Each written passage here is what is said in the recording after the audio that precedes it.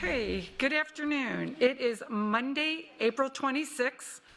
We are here for a school board workshop. The time is 1 p.m. I believe we have Ms. Patrica online. Ms. Patrica, are you there? I am, thank you. Thank you.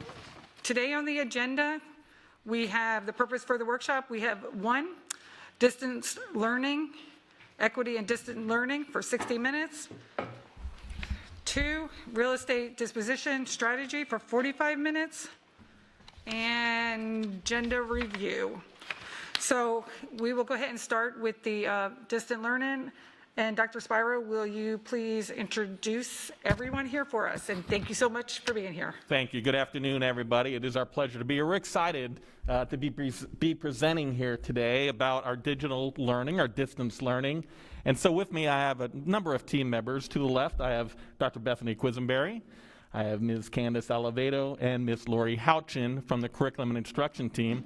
And then behind me in the audience, I have one of our 2 Lee Virtual principals. Mary Blackman is here. Mr. Schilling is out of town and could not be here. But Lee Virtual School is here because we're going to talk a little bit about some of our lessons learned. And of course, part of that is going to be what did we learn from Lee Virtual School.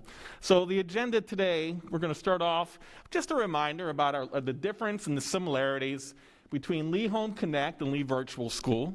And then we're going to go into a little bit about some of the quick facts of our Lee Virtual School.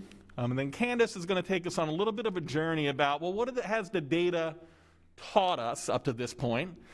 Bethany is going to talk to us about some of the digital tools that we used and some of those that will keep moving forward. I'm going to talk a little bit about some of the general lessons that we learned during our journey. And then finally, we're going to talk about, well, what does this mean now as we move into the summer for extended learning and moving forward? So that's a little bit about the process for today. And you can ask questions along the way. We think for this particular presentation, timely questions would be appropriate because we're going to discuss a myriad of topics today. Perfect. Thank you. So at this time, I'm going to turn it over to Lori Houchin. Lori? Thank you. So there are some similarities and then some real differences between Lee Home Connect and Lee Virtual School. So one of the things is that is a similarity is that we provide Chromebooks for all of those students so that they can learn from home.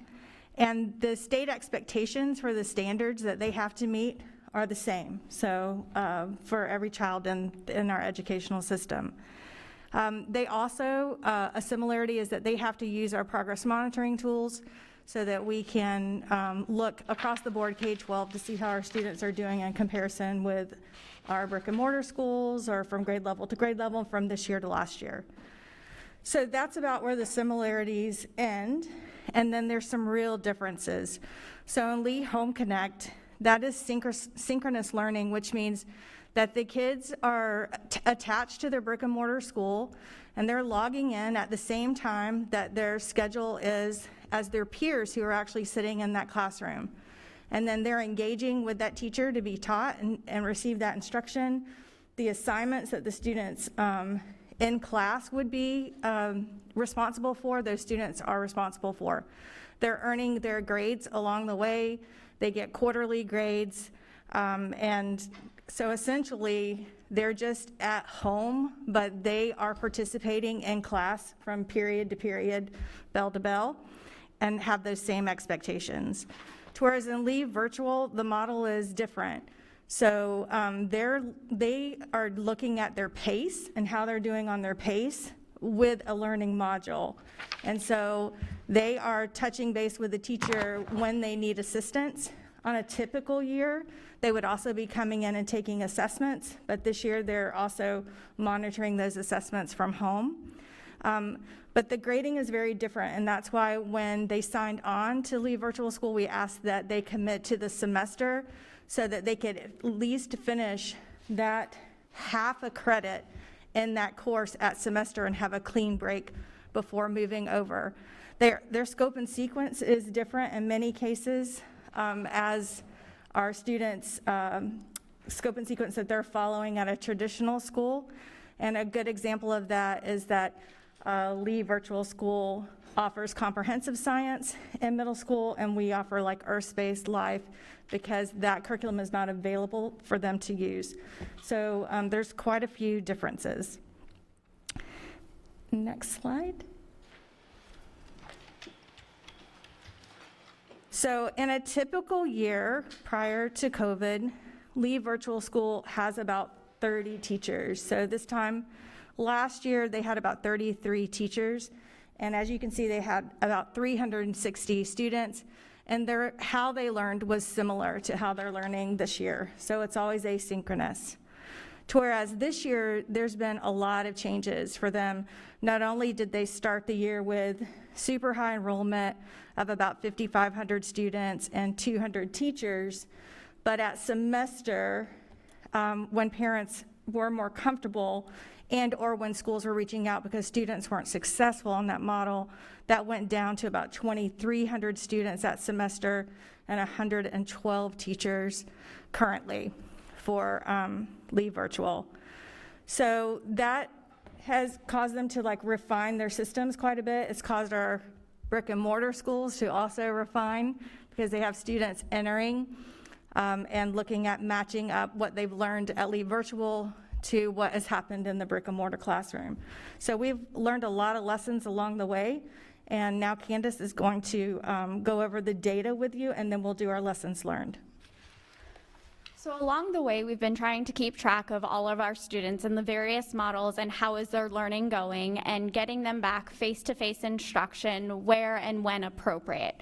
So the first chart that you see is really kind of our journey this school year, where we started the year at Q1, where we were at Q2, which was the last time we had the opportunity to present to the board. But then when we had the executive order that came out that asked us to reach out to any of our students who were not performing in a virtual setting or our innovative setting to work with those families to bring them back to face-to-face instruction. So you'll notice that the chart changes from our numbers at Q1, Q2, and then it says January. So those numbers are January 2021 after we returned from winter break, those students that came back from either Lee Home Connect or Lee Virtual School. So that was the first time we saw a large shift in those numbers. And again, just recently, we thought it was important for you to see where are we at as of April 14th. So that very last graph is April 14th, where we're sitting at 82% of our students are back learning with us in a face-to-face setting. And that really plays a role in a lot of the learnings that Dr. Quisenberry is going to talk to you about, but also in our data in the next few slides, as we're looking at our students and gleaming from where are the greatest opportunities and the gaps we have with them, but also where are we seeing some successes. So data's been a little challenging for us this year because, as you heard Lori mention, students on Lee Home Connect and Lee Virtual School, they're taking their progress monitoring assessments at home. So providing that environment where we're looking at the fidelity of the assessments and how it's being given, that was a shift for our teachers. So teachers learning to utilize light speed and being on camera with the students on Zoom as they're taking these assessments to try and hold true. And us working with our families so they understand the purpose of the progress monitoring tool is to see where your students are, and so they get their individualized learning path, whether it be through iReady or through STAR. So that's some of the pieces we really had to work with our families on. So the data that you see, we're going to look at English language arts first. And this is our kindergartners through our grade 10 students. And that very first line is our district data there. So how were we trending as a district, regardless of the model across? And you can see when we first came to you at Q1, we were only sitting with 36% of our students proficient. As our very last progress monitoring that just closed on April 9th, we have 48% of our students proficient. So as a district, we've grown that 12%. But I know a lot of what we've talked about is how are the students doing in our various learning models, though. So the next line is face-to-face. This means it's the same group of kids who were face-to-face in Q1, in Q2, and Q3. So they had to be in that learning model for all three progress monitoring data points to get captured. The same holds true then for Lee Home Connect. How are our students doing who have been Lee Home Connect the entire time? And then for Lee Virtual School. You'll notice for Lee Virtual School for Q1 there, it says incomplete. And as Lori just mentioned to you, that's because that school went from serving 300 students to serving almost 6,000 students. And at the beginning of the year, during that first progress monitoring window, we were still onboarding students to that platform and what it looked like. So it wasn't accurate to display data there, as it wasn't a complete data set. However, as we look across those 3 models in isolation, we see that our face-to-face students have made the largest growth from Q1 to Q3. They also had the most area for growth. They came in at 33%. So it's one of those pieces, as we look at it, we see how did they do over that time, but also looking at proficiency there. Now the next 2 pieces, though, that is there a change? Is there anything unique? Is how about the kids who were Lee Home Connect Q1, Lee Home Connect Q2, and then face-to-face? And what about the kids who are Lee Home Connect and then face-to-face and stayed face-to-face? So those next 2 lines are all about our kids who started Lee Home Connect, but as of Q3 were with us face-to-face. And you can see their growth is substantial as well. So they've also grown in proficiency. And we did that same exact thing with our virtual students that started virtual and then went face-to-face. So you can see there what we've really gleaned from all of this, though, looking at the transitions, and now there's many more transitions that have happened. We had kids go Home Connect face-to-face and back Home Connect. However, the math person in me, that would have been like 27 lines of data with all of you. So we kept it to the pieces where we really wanted to focus in on what were those big ones. But all of the areas where the students came back in a face-to-face model show the greatest growth over time. So we see there that really our kids who have been with us face-to-face, they've made the greatest growth. They also started with the greatest area of opportunity. So that's ELA. Now the math table I won't spend as much time because the process just repeats itself. So again, we're looking at ourselves in mathematics, kindergarten through geometry, and where did we start and where did we finish?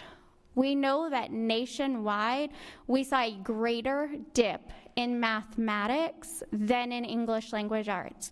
So with math being so skill specific and missing all of Q4, the students missed, as we did the best we could with getting off the ground, they missed a quarter of content that builds on each other year to year. So when we first came to talk to you all during Q1, that was our greatest area of opportunity. We're pleased to say that we've grown 17% in proficiency, and our face-to-face kids have grown at 21%. So we're seeing those gaps close from where we started. And that's nationwide, though. As we got to share last time, our partners at iReady are seeing the same exact thing. And just recently, Renaissance Place put out a study with Star Math that we're seeing math be our greatest opportunity, and it will continue to be. So we're really focusing in on our instructional models, all of them, as how do we build those supports for our students. And then when we look further into it with our Home Connects and those kids coming back face-to-face at some point, and our virtual students coming back, the trends are exactly the same as they were for English language arts. Once again, our students who have had the ability to be with us face-to-face from Q1 all the way through Q3, they're showing the greatest growth overall. Now the next piece, though, is, well, how does this compare to where we were last year? We're looking at the learning models, and we are seeing that there's some areas of opportunity where our proficiency is still very low, but how does this compare to where we were at this time last year? So the next graph that you have, now does not include our kindergarten through 2nd graders. This is 3rd grade and beyond. So it's our state assessed courses. So any student who would be taking a state FSA or an EOC course.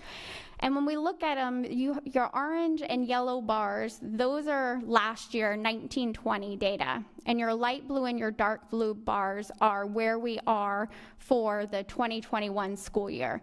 And while you'll notice that we started the year at Q1 down considerably in mathematics, but across the board in most areas, in English language arts and science, based upon our progress monitoring data, we are actually above where we were at this time last year. So our students have really made that growth over time. Our proficiency still has opportunities that we continue to focus in on, but we're actually showing great gains considering where we were. And this next chart shows exactly how those gains play out. So while in ELA, we're up, we're actually up greatly. So last year we were at 5% increase from Q1 to Q3, where right now our students are actually up 9% in proficiency. The only area that we're showing where we're still putting in some work is our social studies. And both our civics and US history at Q1 and Q2, we were trending up. Our Q3 took just a little bit of a slip. And as we dig into the data, what we notice is we are missing a few students who haven't had the opportunity to take that progress monitoring assessment. We ask our schools to prioritize in on their ELA and mathematics, and then they test their science and their social studies. And we've seen a few more absences after spring break, and those students having that ability to make up those assessments. And now as we're thinking about our high school students, especially in US history, being typically 11th grade, some of them have started some of their advanced assessments. They also needed to make up their grade 10 FSA ELA, so they've had writing. Same thing with your 7th grade. So we believe that's where some of the anomaly comes in with our social studies data there. But it was very, we were very happy and also surprised because anecdotally we hear of all the struggles our students are having and we see it.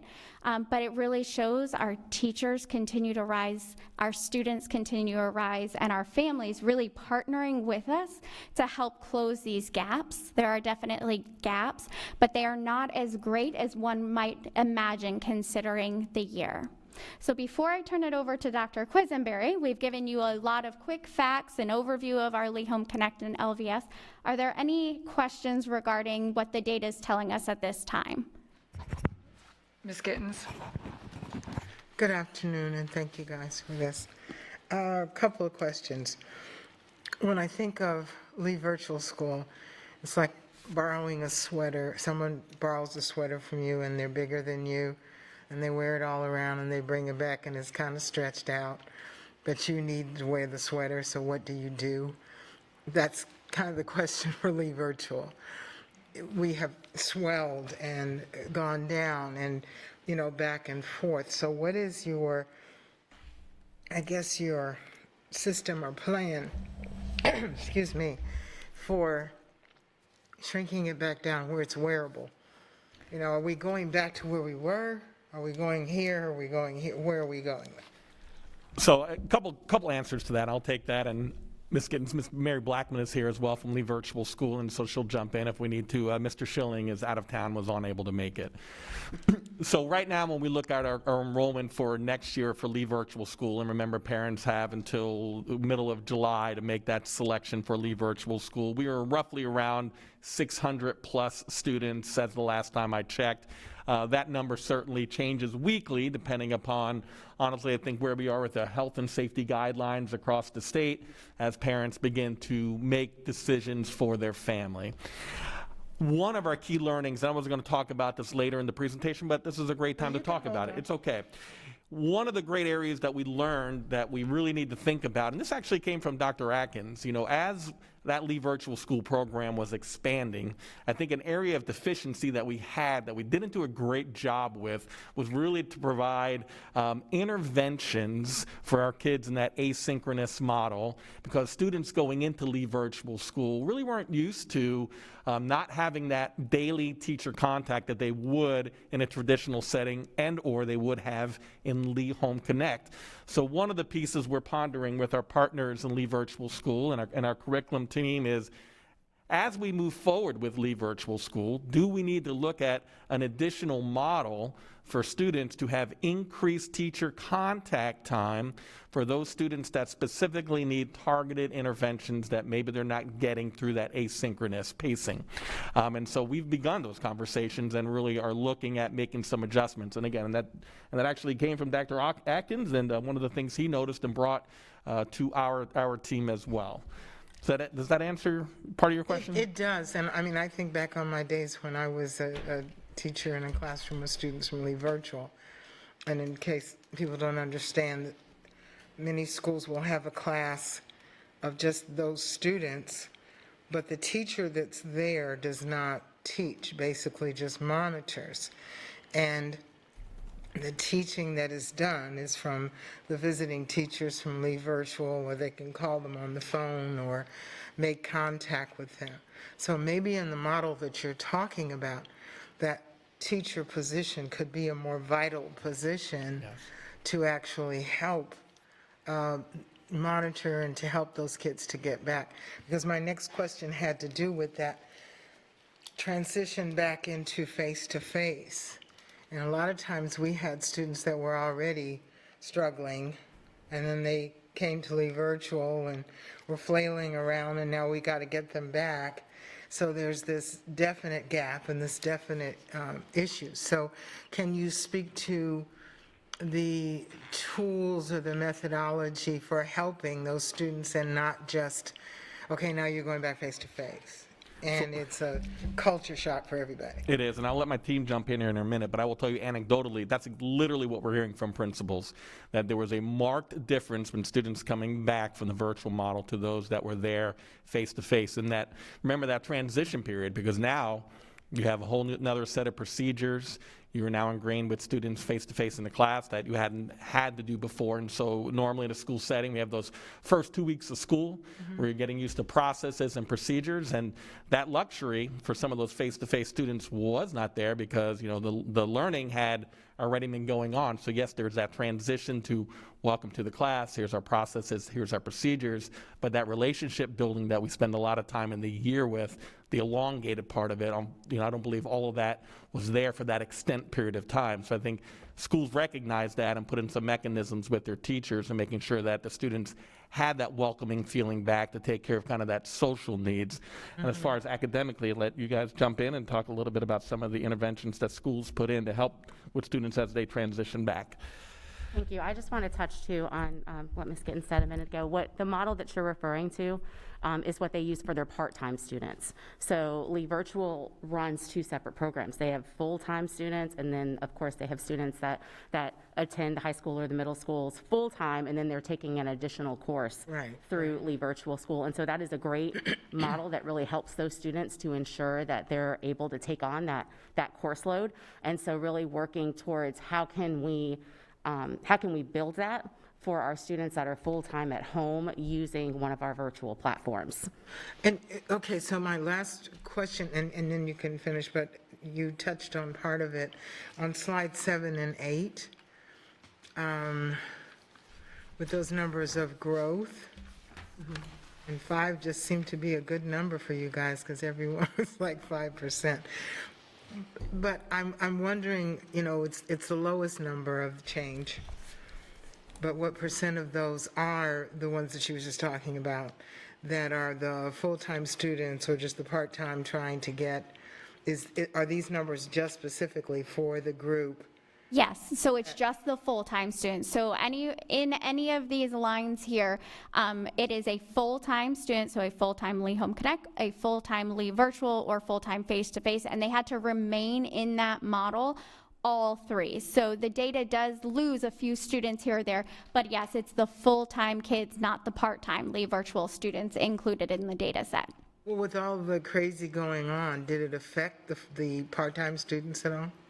So not that we have data here, but anecdotally, we can say yes, because we do have some students who it's taking them a little bit longer to get through their courses. But we know that from the conversations that we've had with Lee Virtual School and our students transitioning back to their brick and mortar who were part-time, that they, at the semester, could I pick up that second semester of my course face-to-face because it's taking me a little bit longer.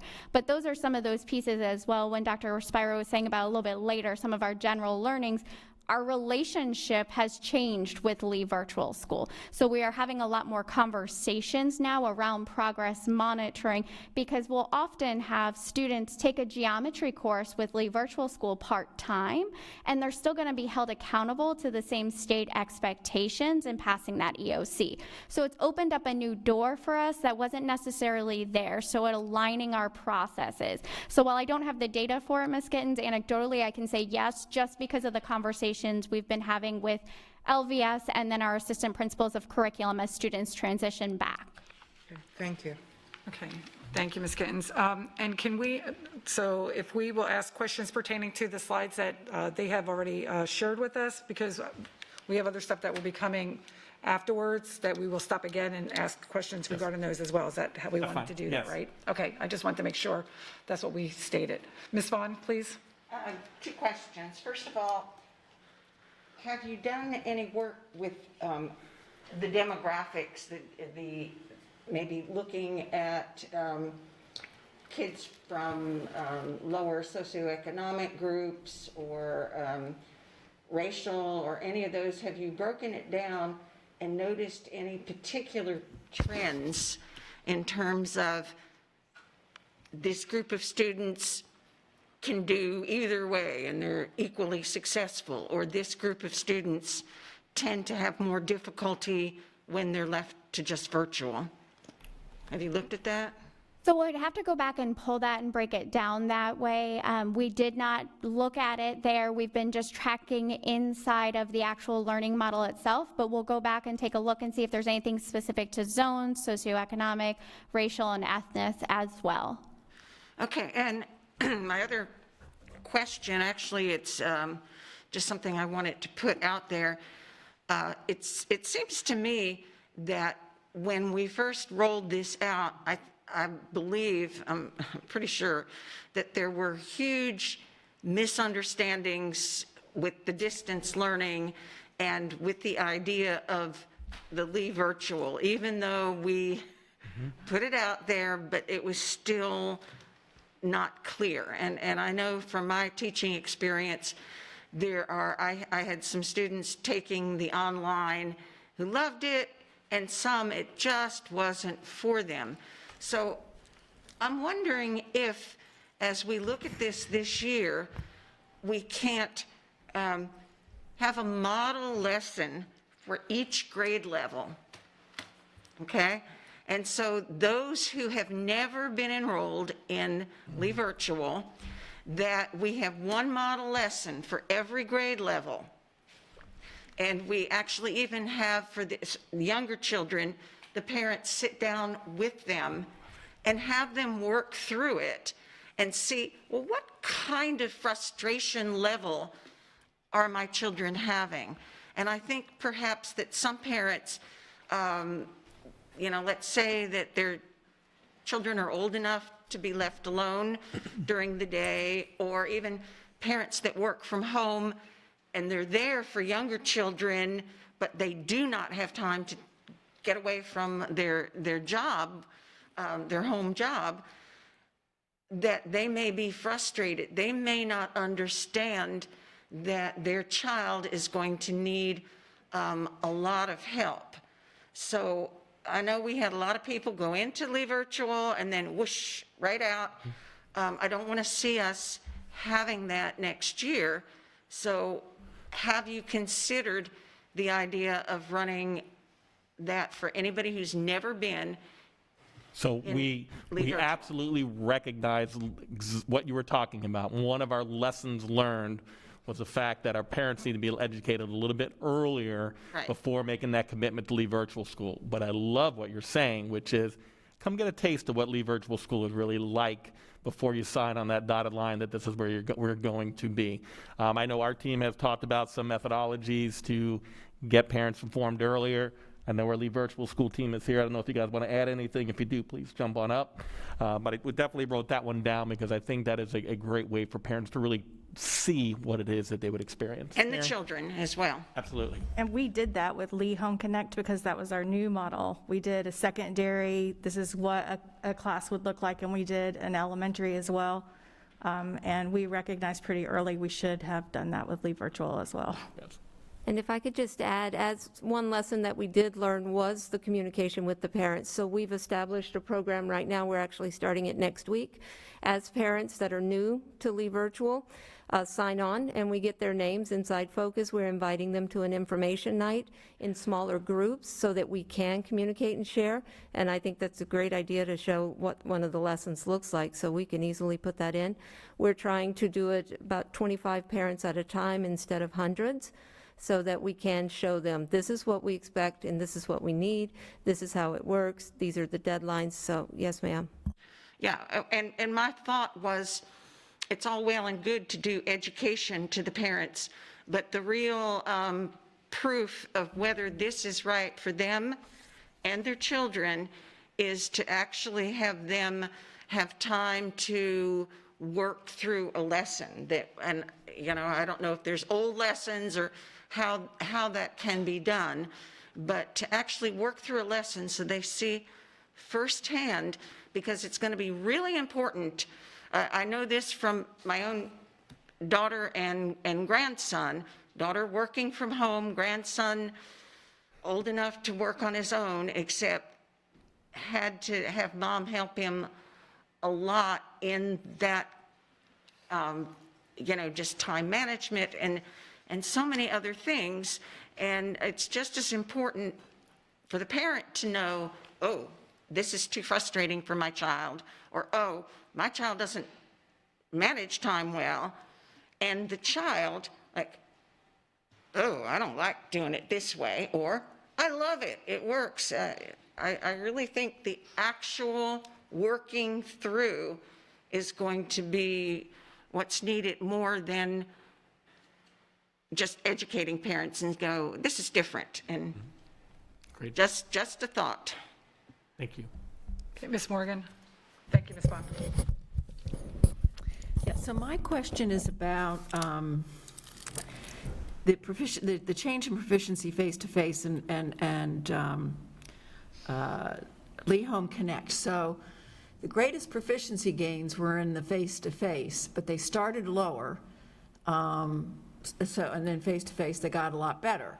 The Lee Home Connect started higher, and they made gains. Now, in a traditional year, which mimics what would happen in the classroom?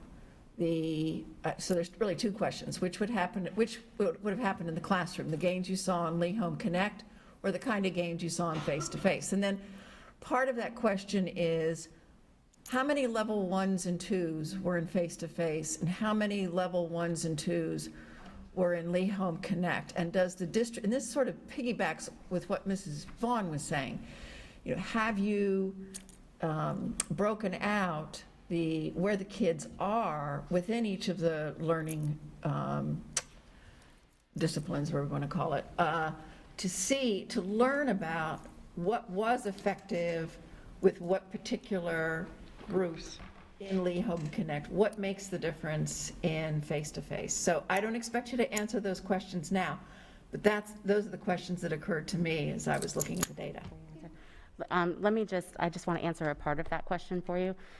We really found in elementary, especially in K1 and 2, that our students that started out in Lee Home Connect scored very high on their progress monitoring, and then when they came back to face-to-face, we found that score was not an adequate data point for their academics. And so K-2 is also in this data set, and so when we really started digging in, we found that even though we put in multiple measures to ensure that students were being monitored through their progress monitoring, that it was pretty evident that especially with our youngest kids, that they were not completing it independently, which showed a hike up in their scores.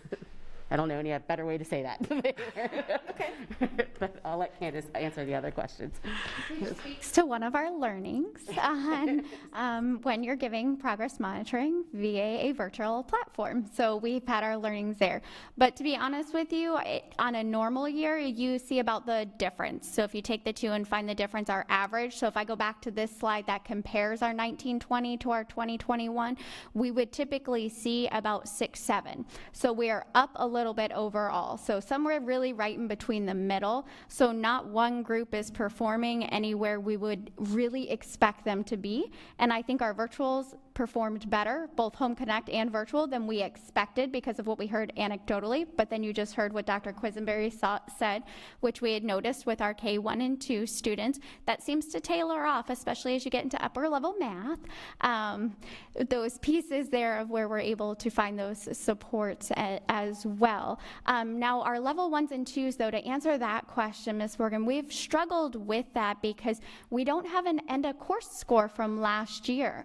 So we are looking at our level 1s and 2 students and how are they doing, but that data is 2 years old. And we know typically we see a slight regression on some of our level 3s that slip to 2s and 2s that go up to 3s. So we're struggling a little bit with analyzing that data. Overall, our level 1s are moving at a much greater pace than we would see, and most of them are back face to face. So we'll get the exact percentage for you, but that is our only challenge when we're looking at how did the students come in, because we're looking at 2-year-old data. And let me just be clear, I'm not asking you to give me data. I'm just curious whether or not you're looking at it and if it's telling you anything. And if it is, I'd love to hear. If it's not, please don't spend a lot of time on it. Thank you. That's my question. Thank you, Ms. Morgan. Ms. Fisher? Yes, so thanks to my colleagues for asking some of my questions and getting the answers. I just have a question about the curriculum in Lee Virtual School is different than our curriculum that we use in our brick and mortar schools.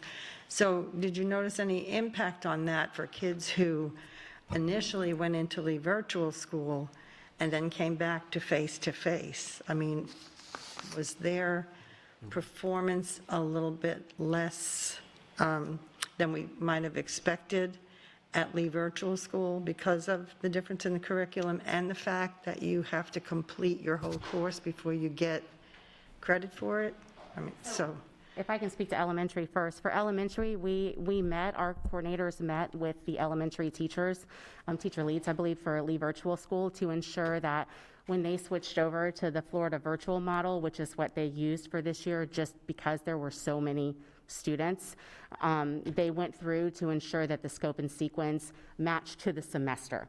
So maybe the standard they were working on in math for us was in September and for them was in October, but they at least had completed it by the semester, because we really talked about that would be our breaking point for Lee Virtual to come back.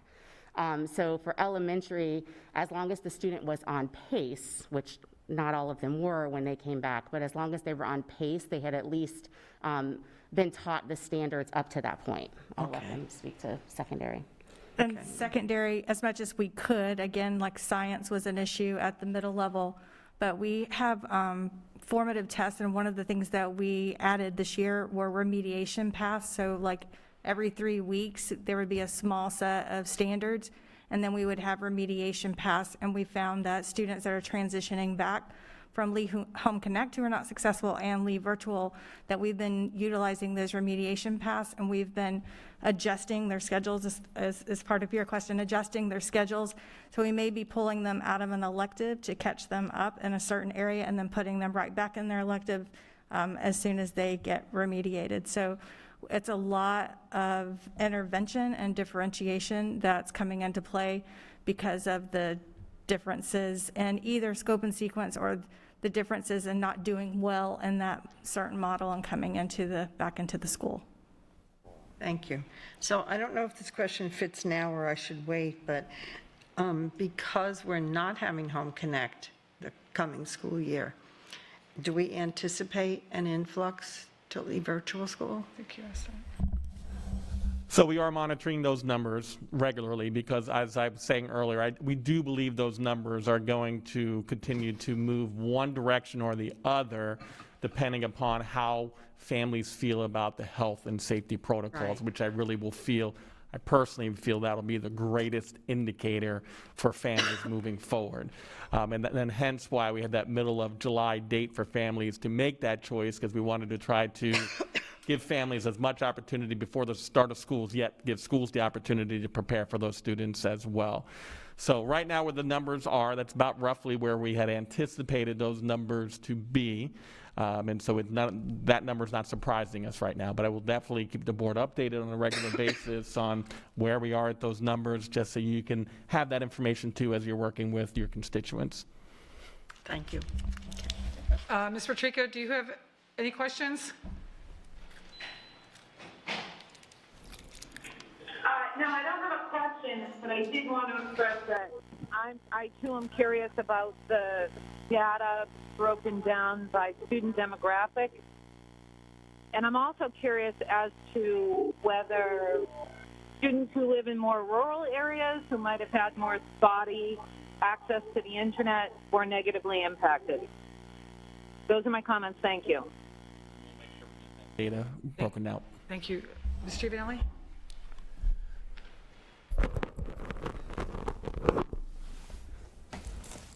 Sorry. So y'all have asked a lot of questions that actually it helped me very helpful. But one of the questions that I had heard a lot from a lot of teachers, that there's several students that they were reaching out to and they never connected. So I don't remember the number. From what I understood, it was quite a large number. Whatever happened to those students? Do we find them, or did they move to other places?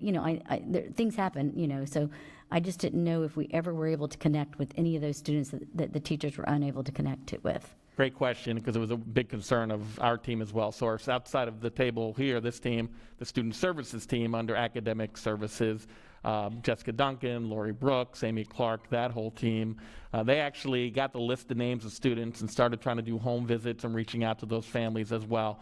The number started large, but by the time it ended, it was actually relatively a smaller number finally when they were able to get a hold of families. Many families had left the area but never did the withdraw because they were trying to also stay enrolled as they were trying to make some decisions for their families as well. So there were some unique circumstances we had to deal with. But yes, I mean, that was accurate, but definitely there were home visits as an attempt to mitigate that. Thank you. I was curious what the outcome was on that, so thank you. You're welcome. Okay, and I have two questions. One about leave virtual. I know when and it says incomplete for one of these for English. I know when my grandsons went from virtual to face-to-face, they had a problem when they went into school because they didn't have any grades, so they were not sure where they were supposed to be. And it took some time for them to figure out where they needed to start up at. So hopefully now we have that where when these kids do transfer in, they know where to start them at.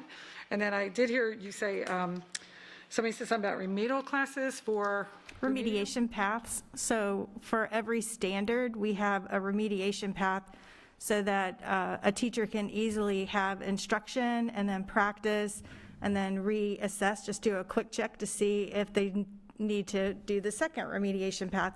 And so we started building those standard by standard so that as a student came in and we quickly saw that they had a gap, then we could fill that gap, especially in some of our areas where standards build pretty quickly, like in math and in science. So it was something that we learned to work smarter.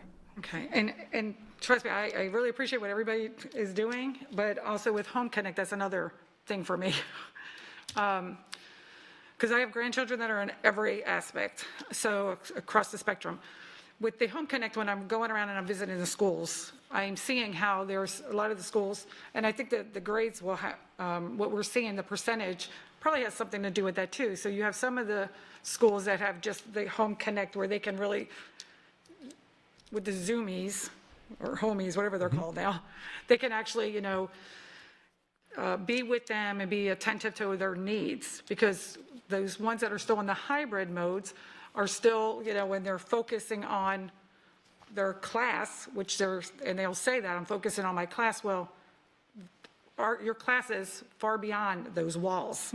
So all those kids have to be incorporated in your class so that these numbers can change. So I think that I think that affects what these numbers look like as well. Ms. Jordan, we agree. And so, again, later in the presentation, one of the pieces I was going to highlight, which I'll do now, is a hybrid model was a challenge for everybody across the board. We recognize that. Can't talk about it now because we have to stay on. I'm working on it. I'm trying. I keep looking at my time. I don't want to go outside of the room either.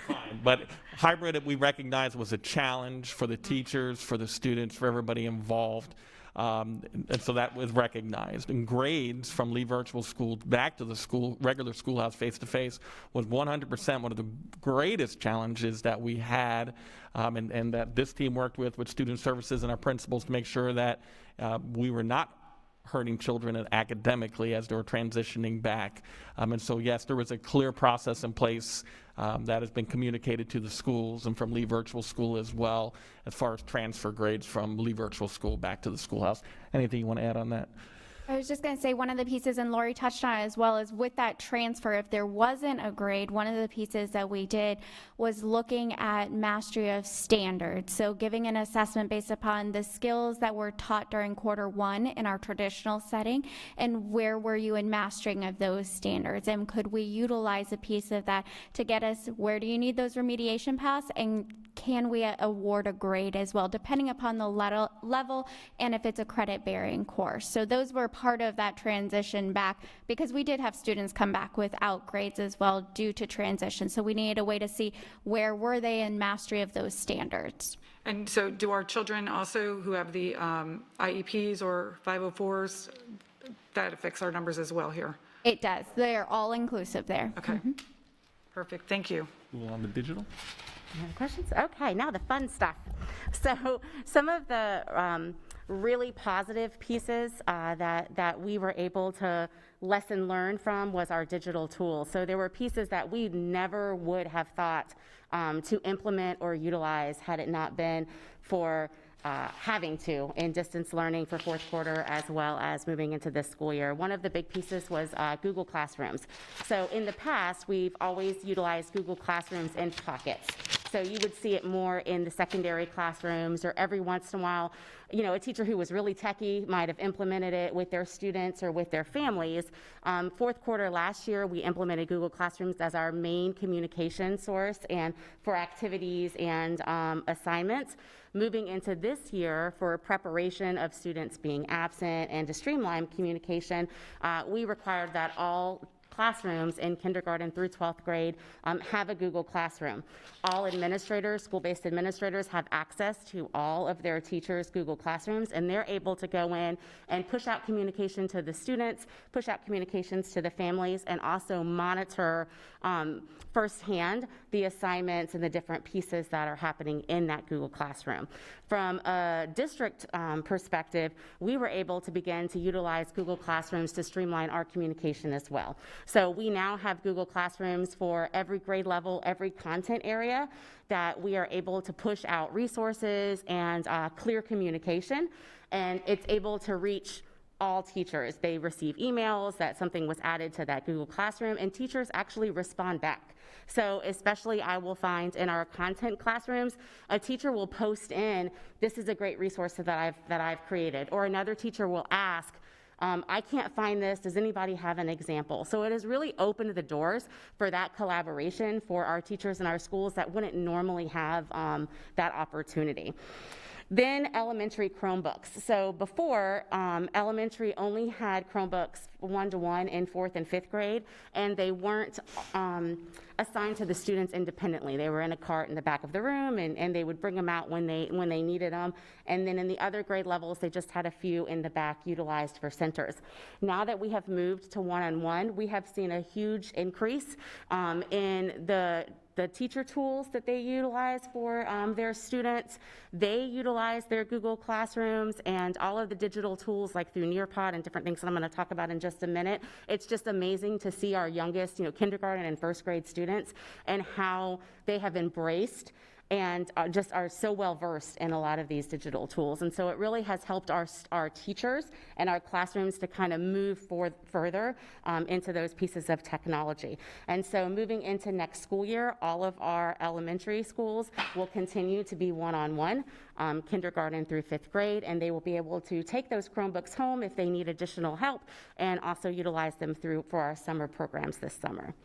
Zoom was another big piece of communication. I think I've said this in here before. I never knew what Zoom was before distance learning, and never accessed it, didn't even know it existed. And it has just become such a wonderful piece of our life now, and has really made our lives easier, I believe, for me personally. Zoom has been utilized in the schools for IEPs, parent conferences, and it has been a great tool for our families to be able to engage with our schools in our classrooms without having to take time off of work, without needing transportation. You can access it from your phone. And so it has been a great piece for engagement with our families and our schools. On the district side, we have seen a great increase in professional development because teachers are able to access it from their schools or at home at their leisure. We have the ability to now record our professional development, push it out, and teachers can watch it later, press pause, watch it again.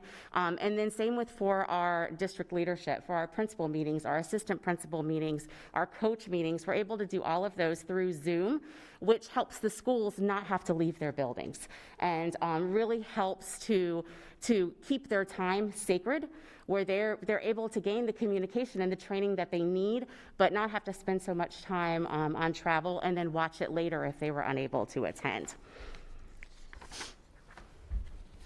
A few other pieces that have been really positive for our digital tools is student engagement. So I've talked to you guys before about our live investigations that our elementary science has pushed out. We really found that in elementary, science is very hands-on.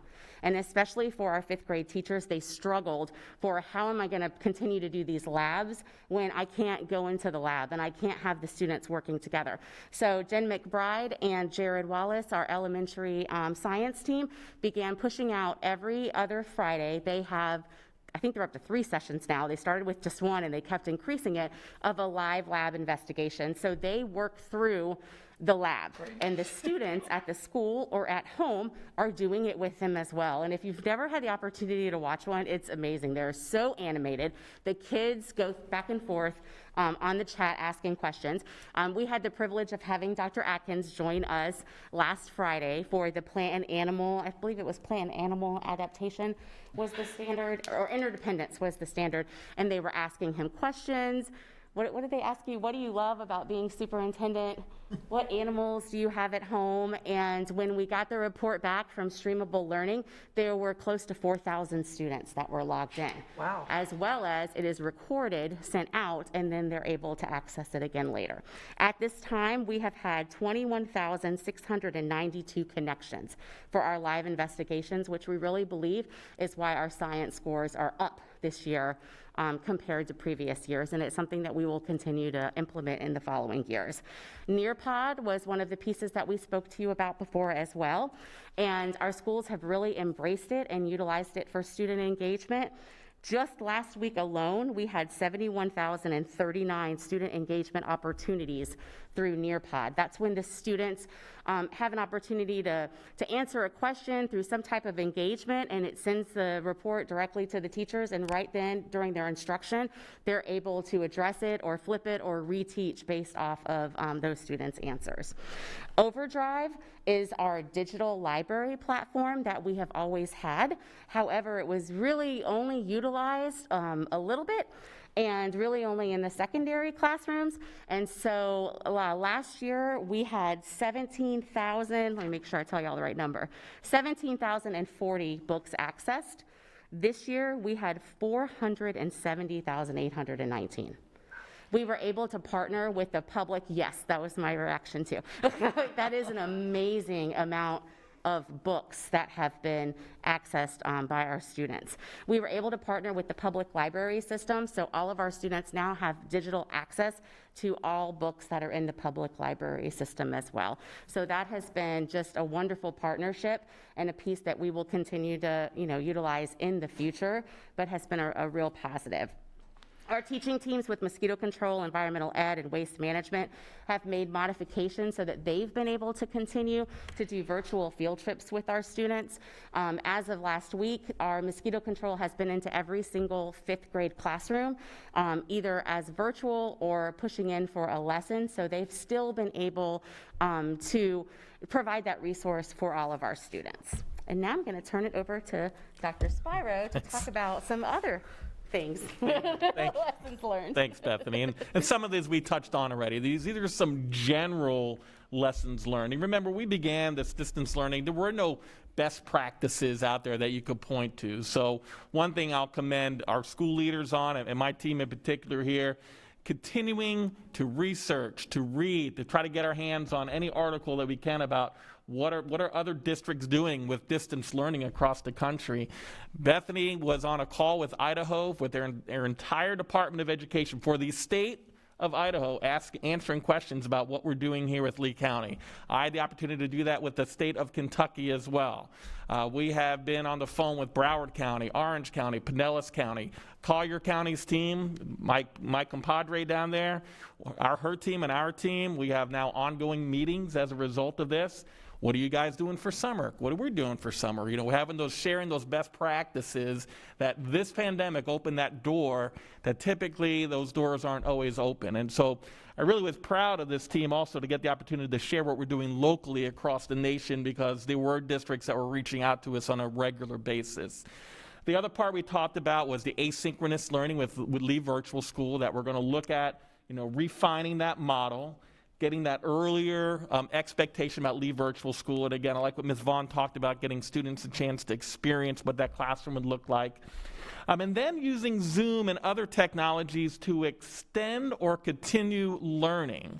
So for example, come next year, if we have a classroom without that teacher, can we use Zoom as a tool where a regular classroom teacher at another site could Zoom in to another school, or maybe there are substitutes in there, but the certified teacher is providing that instruction? Could we use that tool so that lesson and that standard from an expert is still happening? The other part we have to make some decisions on, and we haven't made decisions on these yet, but I'm putting them on the table.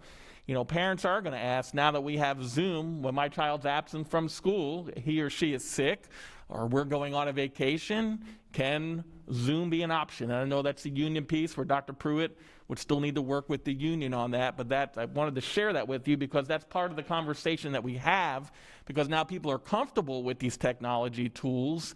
And so, there is almost an expectation now that we have these tools, how can we use them even outside of the schoolhouse? And then finally, that last one, Ms. Jordan, the hybrid model proved to be a challenge throughout the year. We wanted to recognize that and thank our teachers specifically who have been doing that hybrid model. And then Bethany's going to talk just a little bit about extended learning, and then I'll wrap it up. So it was evident moving through the year that we needed to be able to provide our students some additional support for their assignments and for intervention. So back in March, we kicked off Connect with Lee, which is an opportunity for our students to access a live teacher in the evening hours. So it'd be depending on if you're elementary, middle, or high, the time, but it goes all the way through 7 p.m. in the evening, Monday to Thursday, and it has been very well received. At this time, as of last week, we had 1,642 student family connections. We just started it the second week of March. So in a little over a month, we've already had 1,700 students that have accessed it. 781 were elementary, 498 middle, and 363 high school. The majority, what the teachers are reporting, didn't understand their homework or didn't understand their assignment, or they'll go on and say, I need a little bit of help in fractions. And so the teacher will be able to work through that with them or with their family. So it's been a really great program that we've been able to provide. An additional opportunity that we kicked off in March was Back on Track for our credit deficient high school students. So the program is providing a way for our high school students that might be credit deficient to be able to catch up on those credits for graduation. And as of last week, there are 583 students that are actively accessing this program as well. We're well into the planning for our summer extended learning. On the screen, you can see all of the opportunities that we will be providing this summer. The biggest opportunity will be our expanded learning K-8. So it's similar to what we offered last year, where we're able to invite all of our kindergarten through 8th grade students.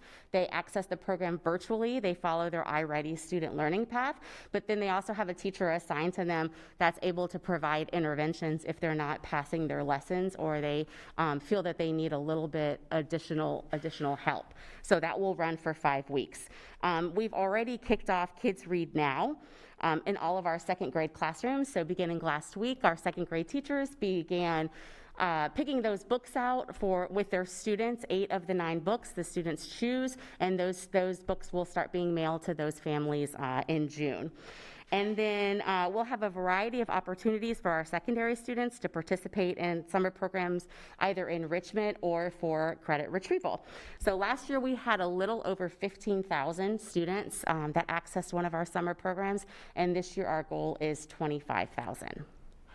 Thank you, Bethany. And then our final slide is just a little bit about a diagram up there about how we used continuous communication and collaboration with a variety of means and a variety of stakeholders. These are the groups that gave us feedback on instructional models, they gave us feedback on our protocols in place, told us what resources that they needed. So for us, these are the groups that allowed us to make real-time adjustments for us to refine our processes to meet the needs of the end user, which ultimately are the students and our teachers as well. And so we wanted to share that with you because this is the group that really told us honestly, this is working, this is not working, and that's literally the feedback we needed. So that's a little bit of the journey about what we consider to be our lessons learned around distance learning. We will definitely get the subgroup data for you because I think that'll be interesting data for us to share with you as well. And we are continuing to have these conversations about what we are learning. So just because we're having this conversation with you today, I can reassure you it doesn't mean this conversation for us ends, because we want to continue to use the strategies and the resources that we benefited from this pandemic, but all in the benefit of students. And so now we'll open it up to any other questions you may have. I have one quick question. The Back on Track High School, do we have more kids in that this year because of the COVID versus any other year? So Back on Track High School Credit Recovery is brand new. So we launched it when we launched the Connect with Lee. So while we normally have during the school day students accessing Edgenuity to retrieve credit, we saw more students at the end of semester 1 behind than any other year. So we needed to do something differently. So the Back on Track High School Credit Recovery is done after hours or on Saturdays. And again, the students can go home. So if transportation's an issue, they can go home, or they can do it at their campus, and teachers can also go home or stay at campus, and they Zoom in, and it's like a mentor. So that teacher is there making sure, are you on track? Are you in Edgenuity? Are you working? So we're just starting to now look at return on investment, but we were very excited. It was a slow start. So when we launched Back on Track that first week before spring break, we didn't even have 300 connections. So seeing last week that we had 583 is a nice uptick. That was just last week's number, and it's at our traditional high schools as well as Success Academy and LAMP. So any of those students, and it's 9th through 12th graders. So we continue to encourage kids to jump on. It doesn't have to be during the school day. No, thank you. I think that's great. And it extends into the summer, so it's a really great opportunity for our high school kids. Oh, that's beautiful. Ms. Vaughn, please. No matter when the timing is, or COVID, no COVID, one of the most important things for student success is parental support and the culture at home about education being important. So my question is, do we have any idea that the parents that have interacted on behalf of their children that have come to, I don't know, Parent University? I know there was just the ELL helping with vocabulary and, all the various things that we've done. Have we successfully drawn in the parents that don't usually participate. It's been my experience that typically you kind of have the same people, which is fine. I mean, it's great that they're coming in. I don't want to have anybody misunderstand what I'm saying, but if we're going to be truly successful, we have to be successful in drawing in those parents that don't, on a regular basis, don't interact with the schools.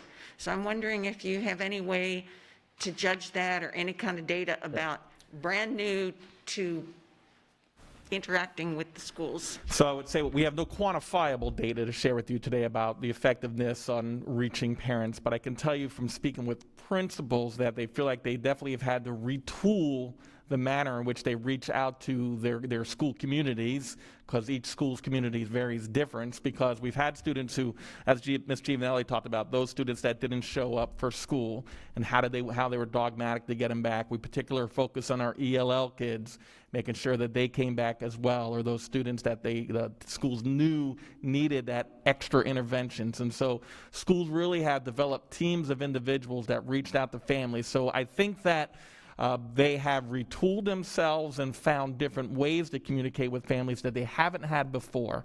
But I don't have any exact data to be able to share that with you. I think you can tell by my look what I was going to say is, how do you know? That's wonderful, and that's what we need to continuously do, to find new ways until we find some of the ways that work the best. And I think it is much more successful, I would say, when it's the school reaching out, because parents know who the school is. Everybody knows their kid's school, but people, school district of Lee County, that's so broad, and, what do they want? And so I think it really rests on the school. And I think I'd just like to see how successful the retooling has been. I know anecdotally you can say, yeah, and we've reached and we've touched, but the bottom line is, and even for next year, pray to God that we can have a normal year or any other year. If we don't get the parents in there supportive of their kids' education, we're losing a huge battle. And I would agree. And I was thinking, as you were saying, I was thinking, it was one of the offshoots of the Google Classroom across an entire system. So now we have every teacher in this district having Google Classroom as the same communication vehicle. And so as parents become used to that also being, no matter what grade level, what class my child is in, his or her teacher has that information posted. If we continue to use that as a system as well, at least that's predictable for parents. But I agree with you, and I think that it is a conversation that we continue to need to have with our schools. Good, thank you. Thank you, Ms. Vaughn. Ms. Morgan? Yeah, so I was thinking, when you talk to these people out of state and even out of county, I think, well, having been in the schools and seeing the impact you all have had in the schools, I think you have to say that the great thing we had going for us was the shared sense of urgency across each division, so that we got the Google Classroom and we got the Chromebooks, because without that, we couldn't have taken the next step. And having been in the schools and listened to teachers and principals say, yes, it was frustrating. Yes, I am fatigued, but I have been so supportive, and I absolutely believe that we are doing good work this year with these kids, and it's because of what the people in the central office are doing to help me through this. I mean, it is, in every school, they are talking about they could not have gotten through it without what you all have done to support them with professional development, resources, et cetera. So I just want to take the opportunity to say thank you for everything you've done. And listening to you talk, it's clear that you all have been working 24/7 just as everybody else has. And so I don't think other districts may appreciate the fact that our plan and how connected everybody is and how on the same path everyone has been, the connections that you had with each other made it possible for this to happen. I do have one question. And that is iReady and extended learning. Do we provide to other partners who are doing extended learning opportunities for kids, the opportunity for them to use iReady and to have access to where kids are, because I know, I believe this is happening in one district, and I can't tell you which one, but they actually have with Horizons, with Heights, with the Q, with some of the others, they have the opportunity to use iReady and to connect with where the kids are to continue that support outside of the district lines. Yeah, so last year, we will continue that this year. Last year, I personally met with STARS and with the Q, and there was one other private daycare where those kids were going to be coming there for their after-school program, and they wanted their teachers to have a training on what they should be watching, how they could help their students, because those teachers wouldn't have access, to our teacher side, but they have access to, each student has a report that if they just know where to tell the kid to click, then they would be able to see that report. So we did start with training those different schools. Now, I will say that's a very good point, because they contacted me, I didn't contact them. So moving into this summer, I'll make a note to make sure that we work with Adam to ensure that we're reaching all of our summer programs for that. Yes, thank you. Okay, thank you. Ms. Gittens? Thank you, Ms. Morgan. Two quick questions, and you touched on it with the teachers and Ms. Morgan a bit as well. I've spoken to teachers that switched over and were working for Leave Virtual, and the workload, it was like enormous. And the fact that you're doing it from home, they worked harder because it's right there in front of your face. You can go to the kitchen and come back and it's still there. And so you tend to just keep working more. Two questions on that. One is, when students were going back to school, was there an opportunity, like say a student that was struggling, for the Leave Virtual teachers and the regular school teachers to maybe join in on their PSL, or when that group was meeting, that group of teachers that they were going back to? Was that some possibility, or did they do that at all as far as collaborating and helping a student that? Not in a formal manner, but as grades came over and there were questions. What is PFL? Oh, PSL, sorry. Learning communities. Thank you. So PLS, I'm sorry, PLS. Thank you. Yeah, I've had enough of them. So not in a formal manner of having a conversation between the LVS teachers and the traditional brick and mortar teachers. However, as students transition back, and especially if there were grades missing, our schools and Leave Virtual School were amazing at communicating together. So they would send an email, hey, I got Dr. Q's grades. Sorry, Dr. Q. I got Dr. Q's grades, and she's not doing so great in math. Can you fill me in a little bit? Can I get some more information? And then LVS was very responsive in sending back a report as what modules that student had completed, where they were at in their learning. So it was an open line of communication, but not a formal professional learning community. Okay, thank you. And the last question I had has to do with, I had a parent asking me this as well. With the changes in the numbers going up and down, what is the formula or way that you decide and determine staffing and, instructional and non-instructional staffing? How is that determined? Because now the numbers are still up, but they will be down based on what you were saying the enrollment is for coming in the coming year. How do you determine that, and what happens?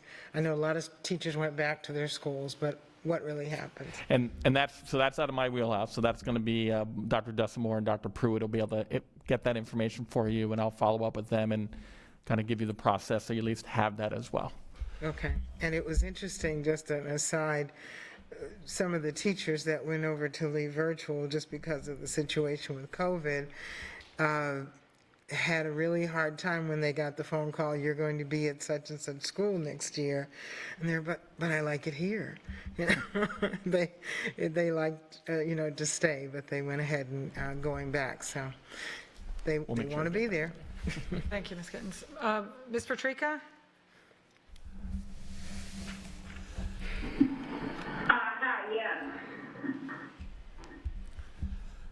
Sorry, did you have something?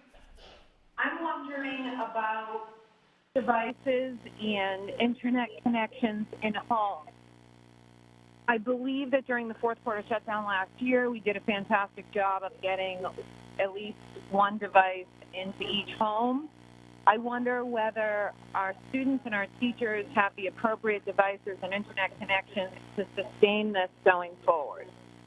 And if you can't answer that question today, I'm sure Mr. Davis can answer that at some point, and you can just get it to me in a board update. Please and thank you. Started those conversations with them. So our team has been meeting with Mr. Davis's team, speaking through, because we were unable to do a true inventory last year, moving into this year, of the Chromebooks and the hotspots, because we didn't require them. Is he here? Mr. Alton is here. Perfect timing, Mr. Alton. So that is, we've started working through that process with their team, and I'll let him speak to that. There we go. I was hiding in the back. So as far as the summer and going into the next school year, what we're going to be doing is we're going to do a complete inventory at the end of the school year. We did not get to do that before, but a complete inventory of the Chromebooks and the hotspots, and then the students will be able to check those back out for the summer programs. And moving forward, we are also going to maintain connectivity options for the students that may not have that at home. That's going to go even into the next school year. Thank you. Actually, a 5-year program, but.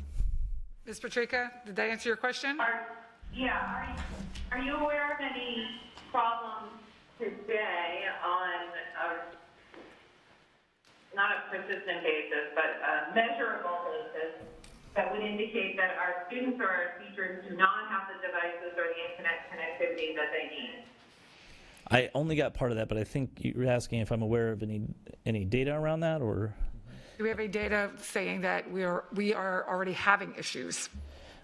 We do. Obviously, this last year we had to hand out quite a few hotspots, so we did have quite a few students, but we also do have quite a few teachers and other staff members that didn't have connectivity, so we did provide that. So I couldn't give you the statistics off the top of my head, but yes, we do see that we have the need both on the student side and on the staff side. Ms. Patrica? Thank you. Thank you. Ms. Fisher or Ms. Giovanelli? Ms. Fisher, do you have? I don't really have any more questions, but thank you very much for this. It really helped to hear this. And maybe I will ask one question. So when we look at Lee Virtual School, and it looked like in the presentation, we were talking about our district brick and mortar schools and Lee Virtual School. Is Lee Virtual School actually one of our schools that, okay. Yes, they are. But they just like a special school. Right, they just have a different instructional model. So they are part of the Lee County School District, and just a methodology in which they provide that instruction, which makes them different than a traditional brick and mortar school. Right. So I was looking at some statewide information, so I see that our Lee Virtual School is pretty up there as far as the statewide list of virtual providers. And so I wanted to compliment them on that. And I think Ms. Gittens already asked the question about the funding and the staffing. So that's just like our other schools then, or is it different? And I don't want to give you misinformation, so I'm going to have Dr. Desamore and Dr. Pruitt be able to provide that for you in an update. Oh, okay, thank you. Thank you. Ms. Giovanelli? Actually, you answered what I was thinking, because I was curious actually what our prediction is, what Lee Virtual will look like next year, because I think still people are hesitant, and some people really loved it. So some kids thrived in it. So it's just a matter of, I think, what worked for them, and the students and the parents and the family itself. So I was just curious, is there any prediction at all what your expectation is? And do we have the infrastructure to handle it like this year, because that was a big, a big challenge last year. It was, agreed. So yes, I think that the Leave Virtual model is good for a number of students because it works well for their learning style and their families. We will continue to use the Leave Virtual in the way that it was designed, but I think we're going to look at adding some other systems of support for interventions for kids that need that extra contact with teachers. So I think that'll be a big adjustment that we'll make. And yes, I mean, if we had to scale back up to 5,000, 6,000 students for whatever reason that is, I do believe we'd be able to handle that. I will tip my hat to Human Resources and our budget department that worked hand in hand on making sure that the school continued to have the resources they needed on an ongoing basis. I mean, to go from 3,000 to almost 6,000 kids in a very short amount of time, and to be able to make those adjustments, that was a heavy lift. So now that they have that experience, I'm sure they have lessons learned as well, and which I wanted to say to Ms. Morgan, though I'm sitting here really, just like you talked about, all the other chiefs in their division, everybody had a hand in this. This is just a presentation about what we learned academically, instructional tools, but there's so many other pieces to it as well. Thank you. Ms. Bond, I'm going to give you one more question because we have to move on. All right, really quick. This year, we started out saying, if you enroll in Leave Virtual for all those reasons, you're in it for the semester. How do I put this now? Are we going to do that this coming year? Because it seems to me that the coming and going created headaches for HR, it created headaches for the schools, for the teachers in trying to, and you have explained how the teachers dealt with it, but are we really going to ask for a commitment? And did we learn anything from allowing such a open door swinging back and forth? So I hear exactly what you're saying, and remember, we're still under that executive order that allows families to have the freedom of choice right now, but our intent for the next school year will be have the regular Leave Virtual School commitment that we had prior to COVID, where families knew that when they signed on, they were signing on for a commitment, hence why the importance of, I think, having clear expectations and an understanding of what they're signing on for. So I would say if the executive order is not in place, then certainly we would definitely go back to what we expect from families when they sign on for Leave Virtual School prior to COVID, so that they knew this was a commitment of time. So the answer is yes. Without having the flexibility, they would not have that flexibility to go back and forth if they signed up for Leave Virtual School for next year. Can we say that a lesson learned is that it created a lot of headaches on so many different levels? Absolutely. I think that is a fair statement. I think it was challenging for schools as kids came in and out as well. I think it was challenging for principals. It was challenging for us because we knew that. However, the teachers, the HR, and all of that. Absolutely. Okay. Yes, that is a lesson learned. I was just curious how we're going to handle it. Thank you. Okay, thank you so very much, and thank you for the great presentation and for everything that you do. Thank you. And our next speakers, and I apologize that we have put you out. I'm sorry. Just take a 2-1 2-minute. We're going to take a 2-minute break as you're walking up. Please come up.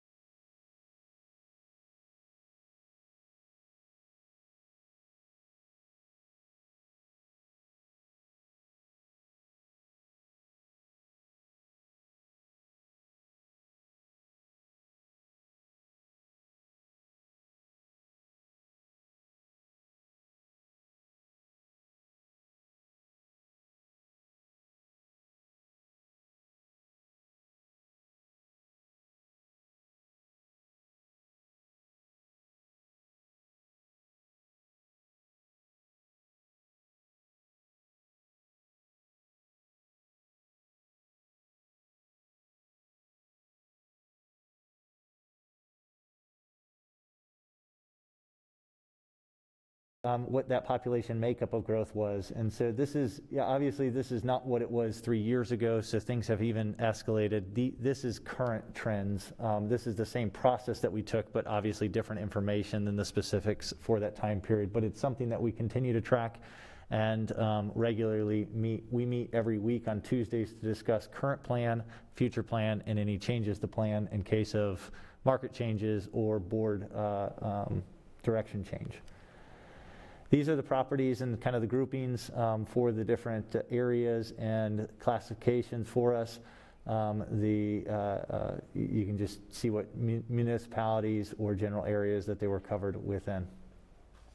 When we were engaged, we did a valuation or an estimated valuation, what we call a broker opinion of value. This is not an appraisal, but this was done at the very beginning of the engagement to determine some of the issues with not only is a property potentially excess, but is it in a position on our books as something that could provide a liquidity benefit to the school district to fund continued growth versus things that could be perceived in a really negative light, that we paid a really high price in 2006 or 2007, and we don't want to take that exposure or that loss because of the perception of whatever the market might say would be the case at that point. So that was part of the process, and these are just the basic one-page form valuation showing the sizes, showing the amount that was paid, and showing a little bit of information for basic comps we did for each of the parcels. This is the strategy, includes the current strategy as well to date. And again, this is ever changing and ever being discussed. Because of the growth in Cape Coral, we have kind of come back to the same benefit of what was acquired is increasing need for future schools in Northern Cape. Obviously, in the East Zone, we have huge demand and limitations of land, and in South Zone. And so that's why you see a majority of the property that we own was well positioned and well acquired. Not necessarily at our favorite price, but it provides surety that we will be able to serve our student base. The ones that were two have been on the market almost since the initial engagement and open to the market. Many of these properties were presented to the market without a purchase price recommendation. They were presented because of the different types of zoning and uses, and because things change on a daily basis as to value in which sector has a greater demand and therefore pricing. And that will get into some of our future discussion as we go forward. So the items in green are the ones that are currently engaged in open marketing.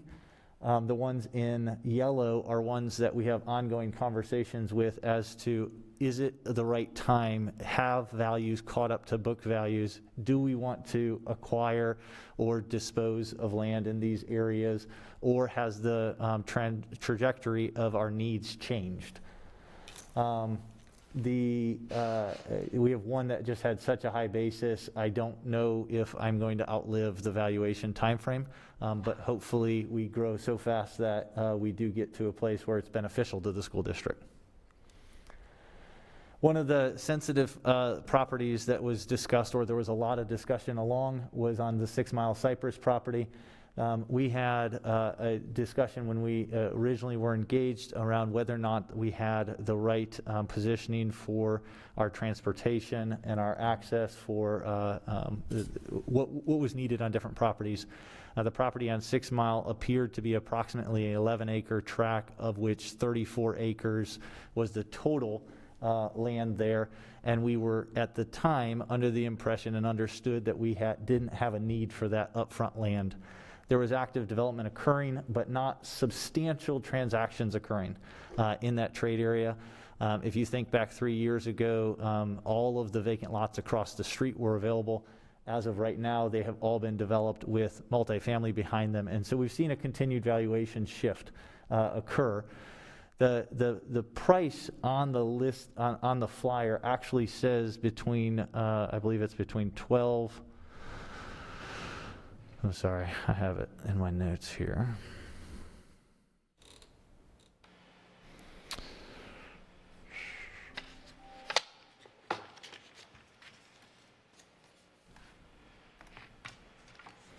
between $10 and $12, upwards of $18. The pricing that's unique in commercial property often has to do with the size. We have 11 acres there. If somebody came to us and said, we'd like to buy half an acre, the consideration might not even engage us at all, or if they paid enough, it might. If somebody purchased all 11 acres, it would change as well. One of the challenges anytime in commercial real estate is identifying what is appropriate comparables and what is indicative of the market. And so what we tried to do in this comp package was identify properties that were in the general flow of the same type of commercial market, and really pretty much every transaction that was even close to a similar sale. So this includes retail, industrial, residential, office type of land, all land transactions, but all land different types of land transactions. One of the things that's challenging is always to identify what the zoning is and what the likelihood of zoning would be. The current property's use and future land use is in the industrial category. It's our belief that if you guys made the intentional decision to rezone the property, it may have a higher value as retail space, as that area has grown up with substantial retail in the last couple of years with the entertainment and restaurant market that has occurred there. We also believe that it could be beneficial to develop the property. Clearing, filling, and making it accessible to utilities changes the marketability as well as who can buy it. An end user can step in, and end users are always the highest payer. And so in these comps, as we go through them, we'll go to the end. I will state that where you see 7, 8, and 9, kind of the aggregate around Alico, if you see that, I don't know if I've got a pointer on this or not. But one of them. We have a question for Ms. Vaughn. Yeah, actually, it's for you, Madam Chair. I didn't submit any questions for our agenda review today because some of these things that are being discussed right now, as a matter of fact, this 6 Mile Cypress property is being discussed, and I've noticed that we have a lot of questions on it. So I'm just wondering if part of the agenda review, since the 6 Mile Cypress is being discussed now and we have it on the map, there are questions on that and perhaps some other pieces of land that are going to be discussed in this presentation. I'm asking you, Madam Chair, if it would be appropriate to pull that in at this point. Does that make sense what I'm asking? Oh, absolutely. And I guess, Dr. Atkins, if you would not mind, when it comes to the questions, and that we do that, and that way we can take care of both, actually. I think that's a great idea, Ms. Vaughn. Thank you very much for bringing that to our attention. And they are all separate. Yes. So I don't know how much is going to be said on the 6 Mile. Yep. But he's still speaking on, so. Right. But I just wanted to put that out there and ask whether it would be appropriate. I believe that would be appropriate. I'll answer any questions that you You'll have. answer the question. That'll be great. So we'll let you finish speaking on what you're speaking, and then we'll have the questions to follow. Ms. Vaughn, we are prepared today to incorporate the questions into the presentation, and we're planning to do so. We can either do it, and this is the board's preference, we can continue and let the presentation complete to its end. We can go through the questions as the property is being discussed. It's your discretion, however you would like to do it, but we're prepared to answer those questions at this time. Dr. Atkins, do you want to pull, because that way we can just answer those questions, and then that way you're not having to re-ask the questions and they're not having to come back up. Yeah, I know they're not done with the 6 Mile, but I just thought. There's a couple more slides, Dr. Atkins. Okay, go ahead. And Yeah. that might be most efficient just to wrap it up. Yeah, go ahead and finish your presentation, then we'll go back to that. When Thank this you. was presented, because of the timing, we moved pretty quickly. There was a sale transaction that happened to Amazon that hopefully you all have seen is actually starting to clear land. That puts the valuation at $5.90, just below the 70. So that piece of land sold for $5.90, and one of those numbers is addressed incorrectly. So the valuations weren't wrong. the actual transaction did happen, but the address on one of, I think, comp 7 is address wrong. So I just wanted to point that out as we go through these properties and these comps. This is a comp that occurred, sits right at the hard corner of a retail cleared, filled, and entitled, zoned, and ready for development site. It's one that creates challenges because of the valuation of a property like that and for the end user. And so we simply commented to that and what the implications are when you have that additional information and those additional implementation of development rights. Much in a similar fashion, you have a racetrack transaction that occurred, an end user on track 3, which was cleared, filled, and utilities stubbed, and a transaction on 2, which is that one fun, if you like golf, place to go play on the weekend. This transaction was probably the most similar as far as the nature of the parcel. Did not have intensive zoning that offset its value in comparison. It was also low, and it was still treed, much like the site that we have in position. Site 6 is a heavy industrial transaction that occurred at a large scale. 7, 8, 9, all of those are somewhat similar type of zonings. I will tell you that Alico Corridor, if you haven't seen the amount of development that's occurring there, it's super unique. It has attracted a spectacular amount of growth in industrial and is wonderful. I can tell you that 2 years ago we did a deal in there for about $2 a square foot, and that Amazon paid $5.90 a square foot is certainly indicative of the speed of market. Along I-75, you used to be able to do a deal at $6 a square foot. It's now up to $16 to $22 a square foot. So real estate is very specific to its point on a map, and it makes it extra challenging. We always appreciate challenge questions and comments as to, all right, how do you identify what that is and where it's going to be, and the type of transaction. These were large transactions, and some of them were extremely wet. Meaning they're undeveloped land, so there's wetlands and cypress heads and other things that make these difficult comps. But as I said earlier, what I wanted you all to have was all of the market comps for you to consider. You can see my commentary as to how I adjusted price to try and identify a comparable opportunity here. Kind of same story here, 14 and 13 were smaller parcels that were developed parcels with utilities access stubbed. 15 was a larger track assemblage. I believe not bought that for an in development. They're developers to deliver out parcels, smaller tracts of land. And then just for discussion and for consideration, some ideas. I love development, so I always encourage to maximize value, to go as far as you are comfortable in expending dollars. The highest and most valuable opportunity for you would be to get maximized zoning, clear and fill the site, maximize utility, and you get a great return on investment. We would anticipate that over a 5-year period, you could sell the individual parcels 1 to 2 acres in the $15 to $25 a square foot range if that was the case. So I haven't tried to make a summary or a conclusion for all of you. I know that when looking at tracts of land, I'm just trying to provide the opportunity for you to have the information for you. And that is, I actually wasn't, I apologize, not aware that this discussion was going to fully include Tower, but I am fully ready and willing to discuss Tower in any further detail associated to that.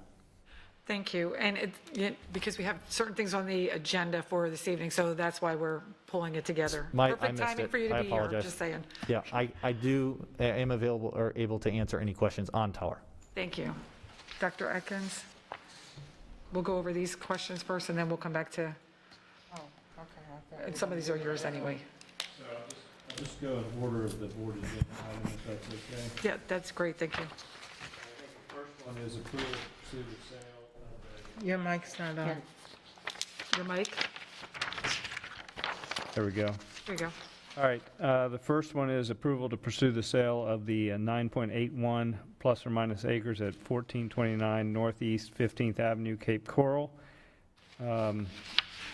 And let's see, this one, I am From the board member, I am not very comfortable with these negotiations. This property has frontage right on Del Prado, which is prime property. I've spoken to several reputable commercial brokerages and was advised that we are moving away from this property. This seems like they're getting a lot of time with no money at risk. At a minimum, I'd like to make any extension deposits both non-refundable or non-applicable. These terms are loose and are at no risk to the buyer and are all on the seller. Okay, and then Ms. Giovanelli, that was your question, so do you have something to expand on that? Well, I asked the questions. Understand the question. Okay, Yeah. thank you.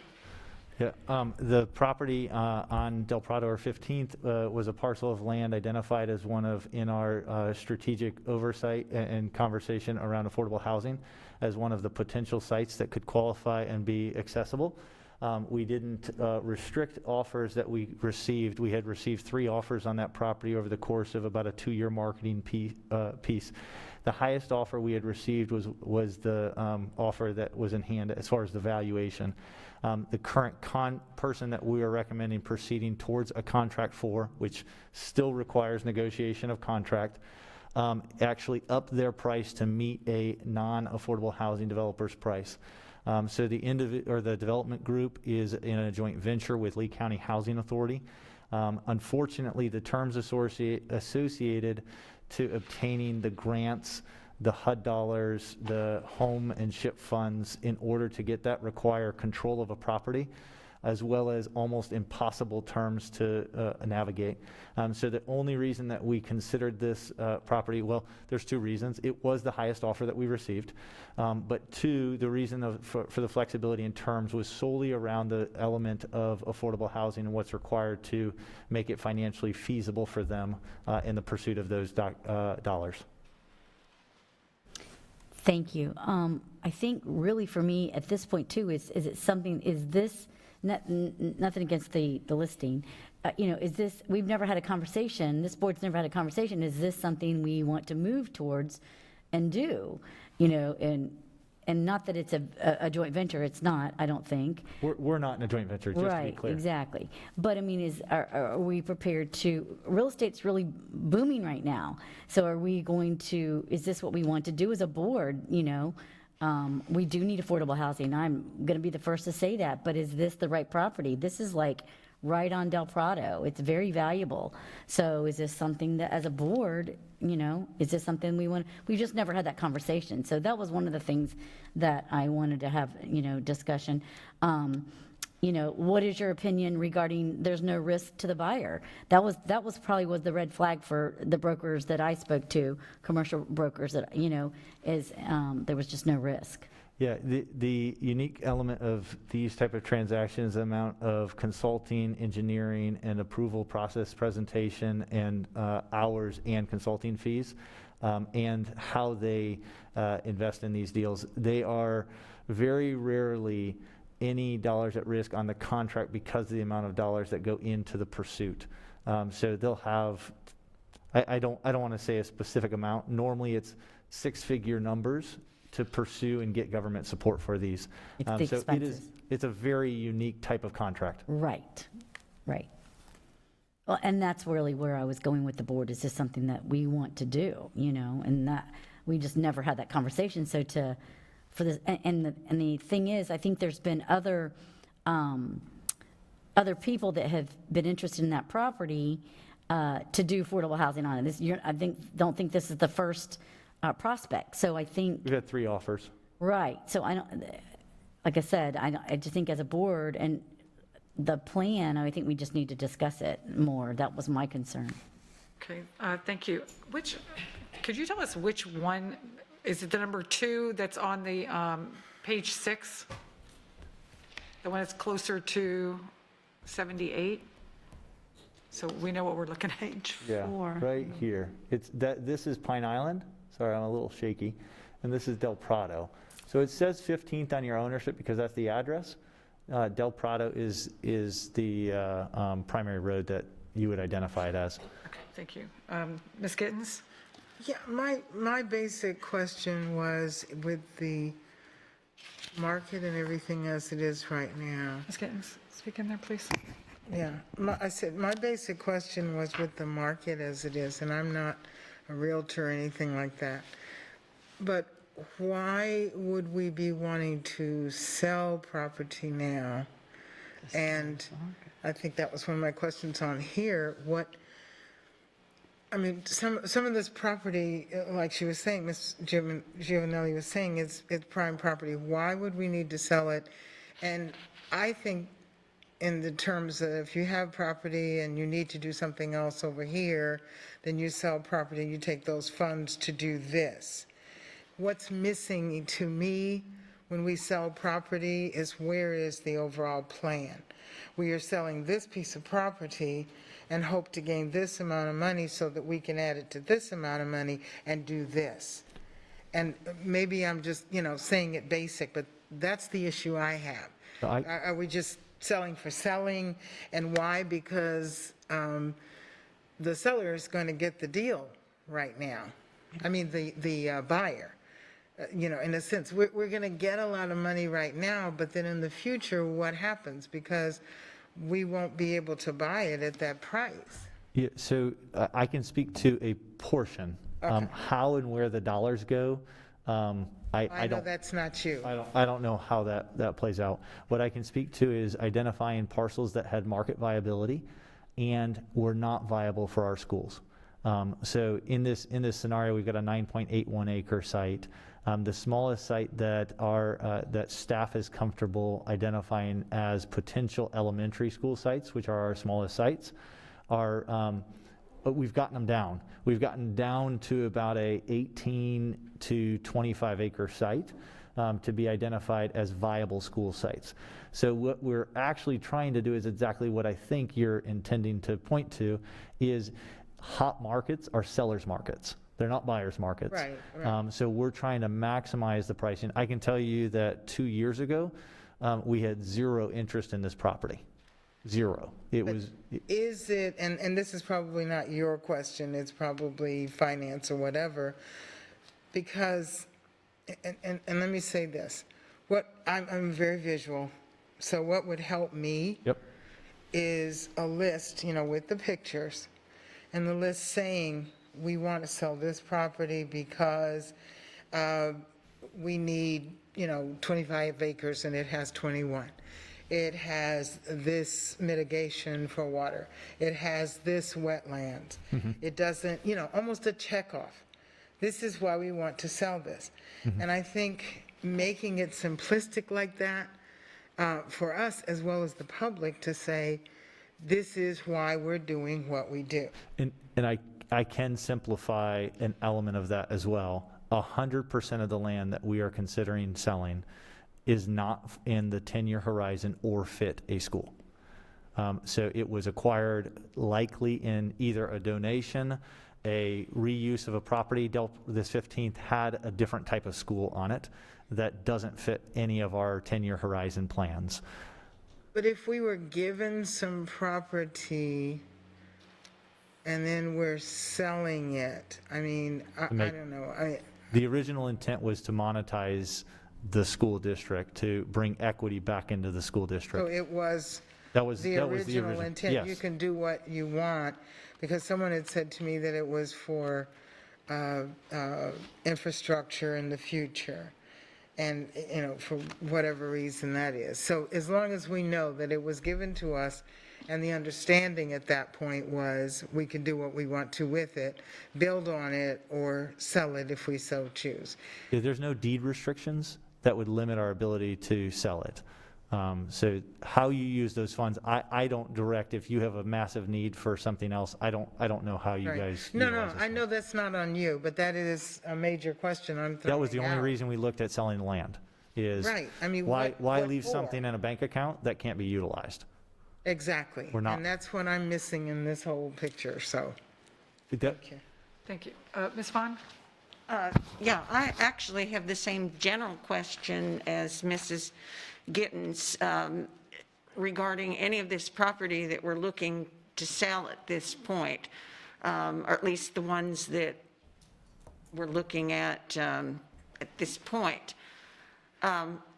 Okay, so I'm correct that, and we may need Dr. Desamore or somebody who can give us some financial information as well here. So this money is not going to go into operational funds. It goes into capital funds. Am I correct?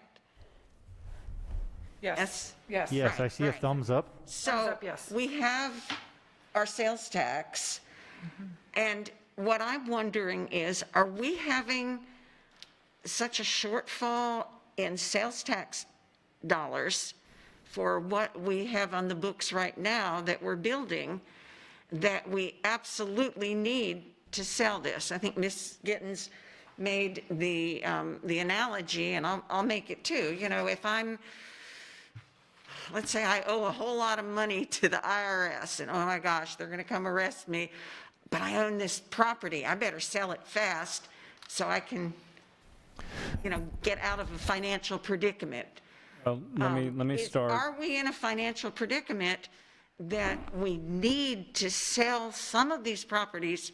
And I'm not an expert. I know Del Prado is a very hot area, and I know really well the 6 Mile Cypress area, and there's where I've had my initial doubts. My thought is, on some of these, if we don't need the money because we're in a financial jam, why are we selling properties that look like they're only going up in value right now? So therein is the question for Dr. Atkins and for Dr. Desamore, and, you know, what are we going to use the money for? Exactly. So to answer your question, and then Dr. Desamore can, of course, fill in any blanks that I leave. But again, as was stated, you're looking at, is this a piece of property that we need in the next 10 years? No. Number two, it gives us an opportunity to take advantage of a seller's market, which we're in. We may not be in that seller's market, you know, in the distant future or even the short-term future. Third is that, if you've heard Dr. Desamore say multiple times when we're talking about capital projects, while our revenues are still looking pretty positive, you know, for the half-penny sales tax, if you recall back when we originally went out for the half-penny sales tax, the dollars that were coming in from the state, from other resources like impact fees and so forth, put our number out about $318 million back in, I believe, in 2006. We're not anywhere near those levels, so we are still limited in the amount of projects that we can do. We're much better off than we were. We're able to do our capital projects, but if you are able to leverage some of these properties, there are more things that you can do faster, so as address some of your growth concerns in a more expedient manner than we might be able to without the dollars that we have. Because every year, you know, this 10-year period, we're going to get a certain amount of dollars, and that goes into our capital plan, and we can expend those dollars. But if you have additional resources, then you can put that toward a more aggressive plan.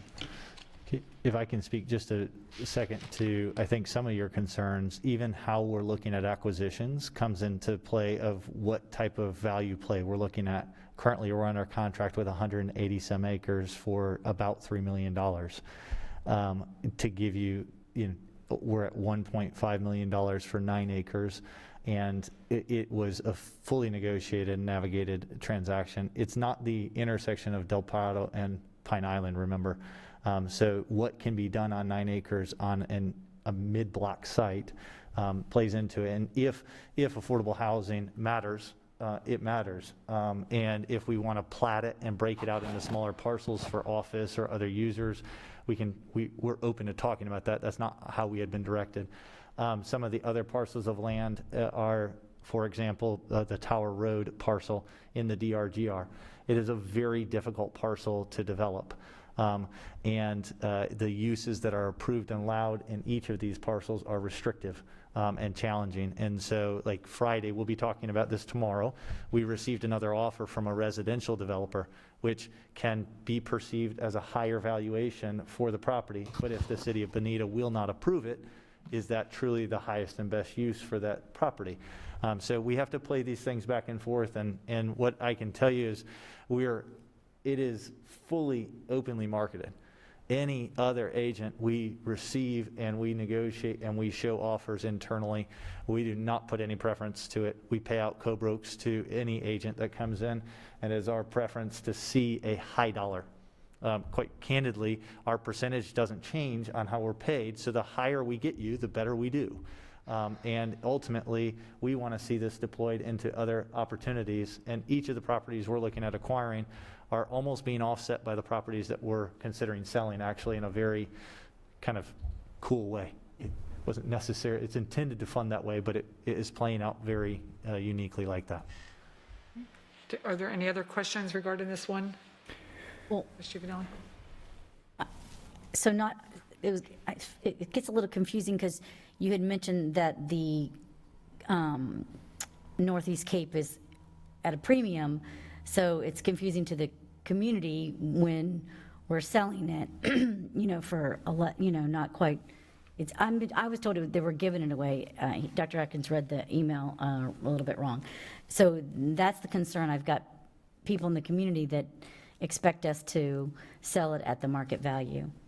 Yeah, and I will engage and activate, and we can look at all of the market comps and how it shifts. We did a deal with First Watch at the corner of Del Prado and Pine Island. If you asked me to do a First Watch on this site, it would be turned down immediately. So those high rent payers are only willing to go around very small segments. Gas stations are high premium payers, but they will not go in every piece of property. And so it can be very confusing to the market as to, wait a second, I saw Wawa do a huge deal at the corner there. Why can't we get that same number? And the answer is that gas station user doesn't like that type of land, unfortunately. So it's very difficult. I would say that if we broke up the parcels on Del Prado and made them available for office use, we would need to plat and zone and re-entitle the property. So we'd have some costs to pursue that. And we, again, more than happily consider. But this was the highest of 3 offers. And so, again, openly marketed. It's an arm's length transaction that we're, for its current use and for its current purpose, is maximizing that purchase price. And just so you know, I read what is in front of me. I'm not reading directly from your email. So what I have is the question. And I read that in its entirety, I believe. Thank you. Ms. Fisher, did you? Yeah, I just wanted to say, so with using this piece of property as an example, you said it was 9-point-something acres? I think it's 9.81 acres. I'm going off of memory. I don't have that in Okay, front so of me. it's relatively small.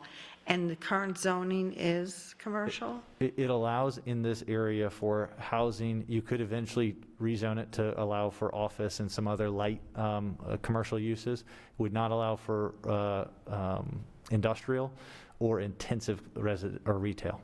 Right, so there are limitations. Do we know when we acquired that property? I don't have that in front of me.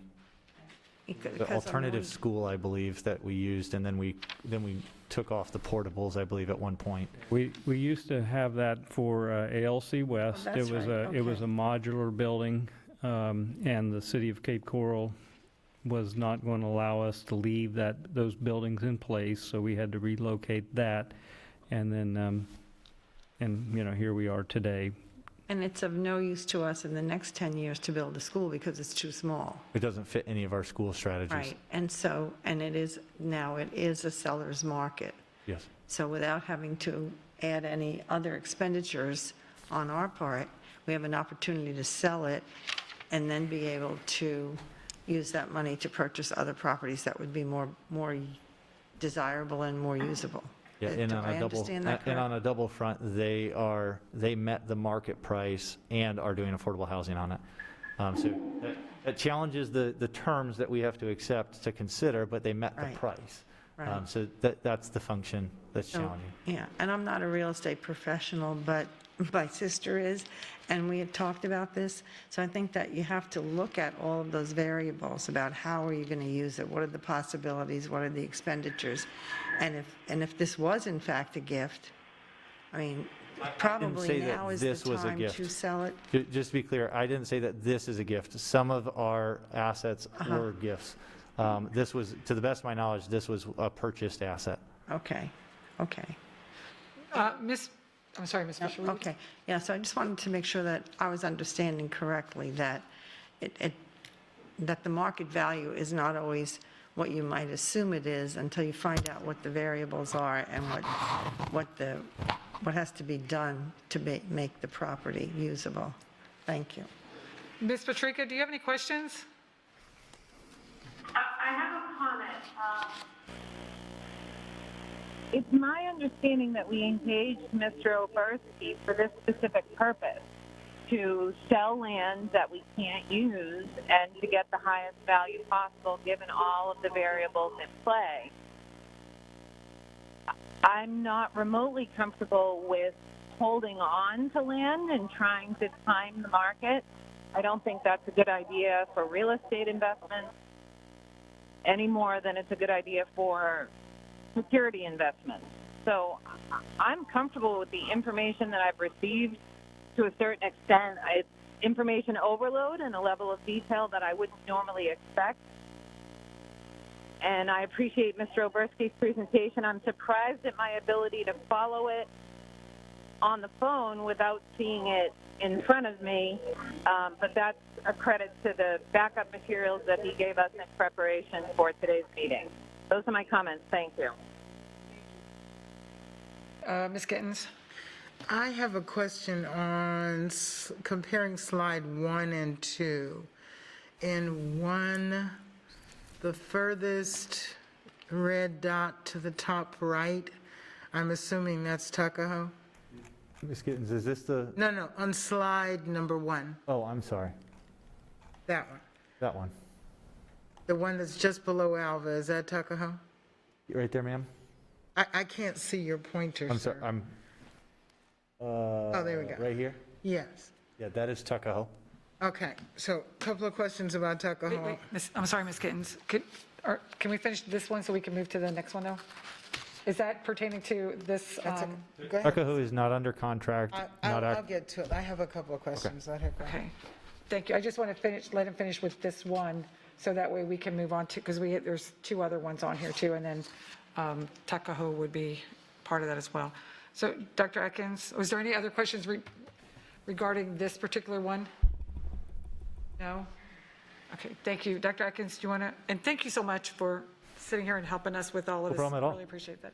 Dr. Atkins, could you do the second one, please? Yeah, the next one is K11, approval to pursue the sale of the 20 plus or minus acres of our 40 plus or minus acre property at 691 Tower Road, Bonita Springs. First question is from Ms. Giovanelli, and I'll let her ask that question, if she doesn't mind. Well, I just asked and this is actually not for you, this is actually for Dr. Atkins. So what is the future plans for the 20 acres that we're keeping? One of the things, if you remember in a board update, I think you were provided a elementary school layout to the Tower Road property. So Ms. Ebal, if you could expand on that. We've evaluated this property, and the property we are maintaining is big enough for us to have an elementary school in the future. So that is what we're doing with it. The reason that we are not subdividing it at this point is another one of the questions in this, is because if we don't end up selling it, now we've subdivided a property that we now own a complete property of. If we pursue this sale and we go to sale, before the sale occurs, we will subdivide it into 2 parcels. But we didn't want to do it prematurely and then end up having one property that has now been split into 2 for our own purposes. I think one of the questions that was also in there was around the legality or the concern of exposure on the contract. So for clarity, we will have both stated and to be defined with surveys and definitions as required for clear title to only transfer the 20 acres. Okay. But if we only want to keep 20 acres for an elementary school, why wouldn't we just subdivide it now and just sell that piece? I mean, so it's listed right now as 40 acres then? We have marketed 20 of a 40-acre piece without a deference to which portion of it. So quite honestly, it was if somebody, or if we thought one fit better, that's ultimately, we didn't get offers on this for almost 3 years, then received 2 offers within a 2-week period. Yeah, right. Well, that's just, because it's it's the real estate. So, I mean, that could stop in a year, so I get that. Absolutely. Yeah, that was just my concern over, just, and it was for the community's sake. This is a briefing, so I want the community to know what's going on and what we're doing, what our plans are, and that's what's important. Thank you. Absolutely. You also, I think you had questions regarding commission on the transaction and who's. Oh, yeah, because. And also something about discount for a listing agent. Yeah, if you have both sides, since you have both sides of this deal, I mean, do y'all give discounts? I mean, negotiate that? Because, I mean, a lot of places, a lot of brokerages do that. There's a little uniqueness to this transaction. Eric Strom in our office actually represents the Catholic Church. We're technically one brokerage firm, but different agencies. So individual agent. So our team represents the selling aspect of it, and Eric would represent the buying entity on that. And we don't do discounts based off of a single in-house transaction. Okay.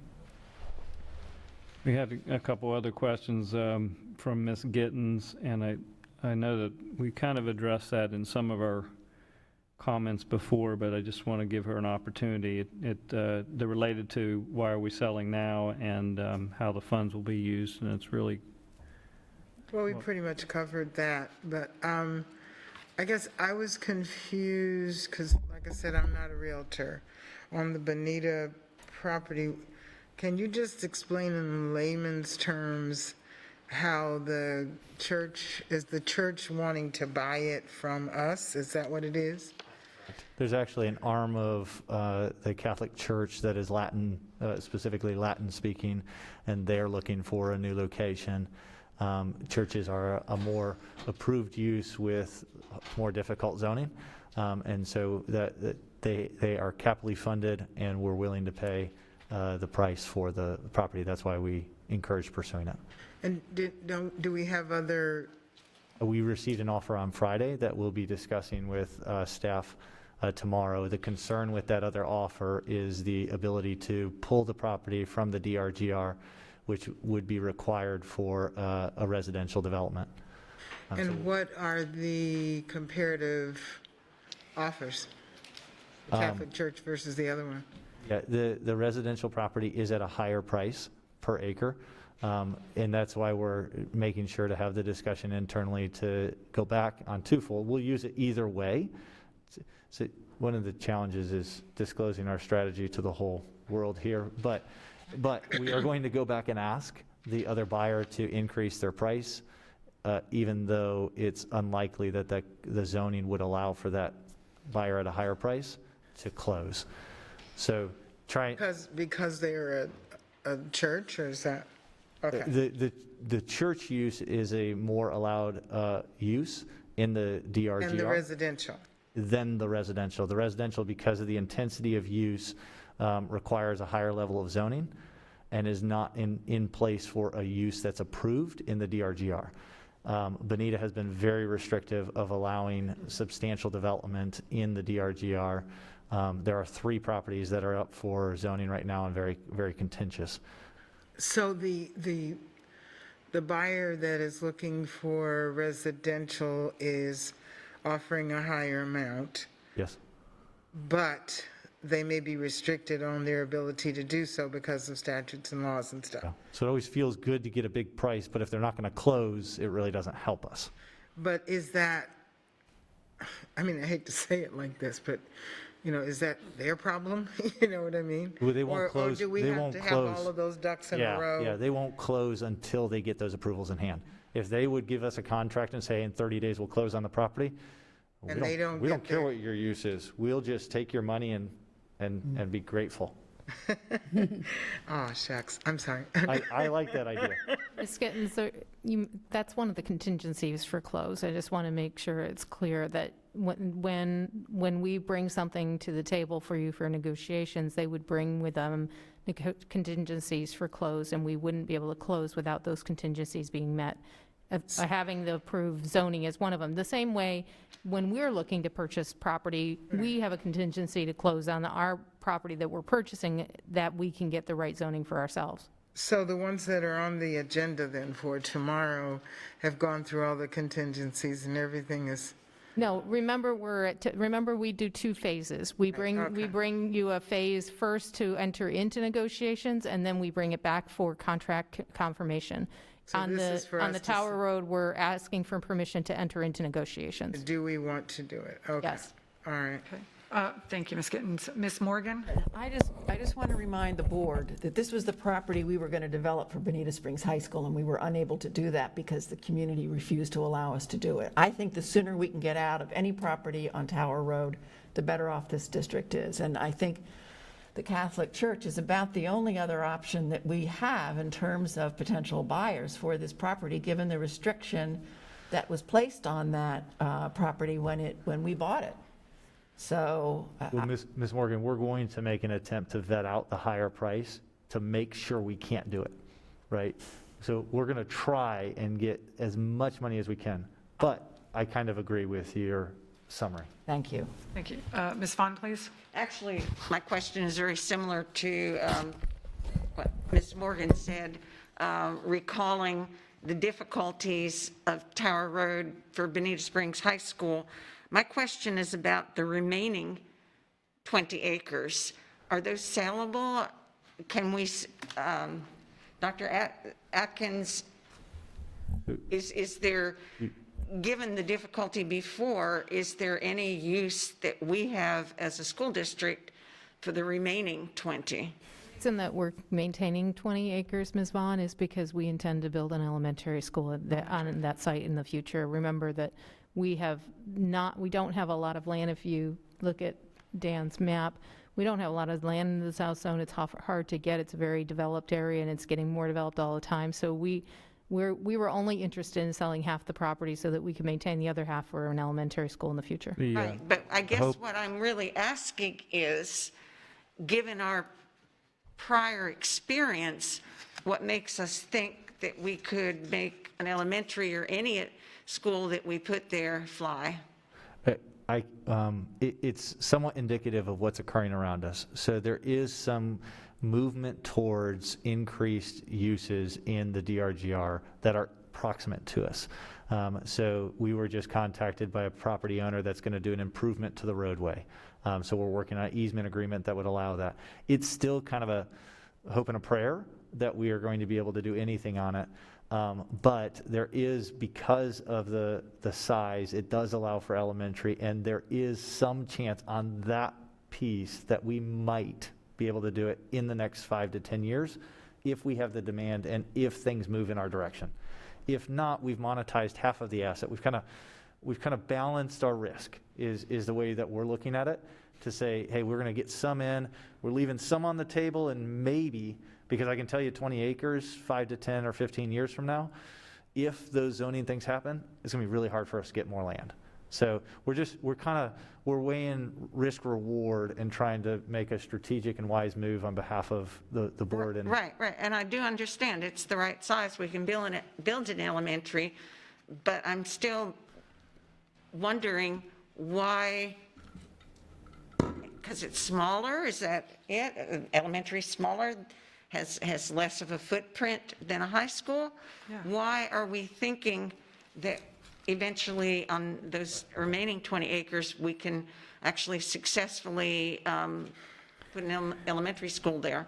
An elementary school, one of the things that we look at in planning and development is intensity of use. An elementary school compared to a high school, even though they're the same use in terms of an educational facility, the accessory facilities for a high school make it a much more intense site use than in an elementary school. So The point of the DRGR is to allow for less intensity of uses. They don't want properties and projects that are going to be using most of the land as we would if it was a high school site or even a middle school site, but it goes up from an elementary school to a middle school to high school being our most intense use, and elementary being our least intense use, because the accessory facilities we don't have the stadiums, we don't have the track facilities and the other athletic facilities, so we're not using as much of the site, and we can allow for more of the site to be used in the drainage and water retention areas, which is what the DRGR is trying to accomplish.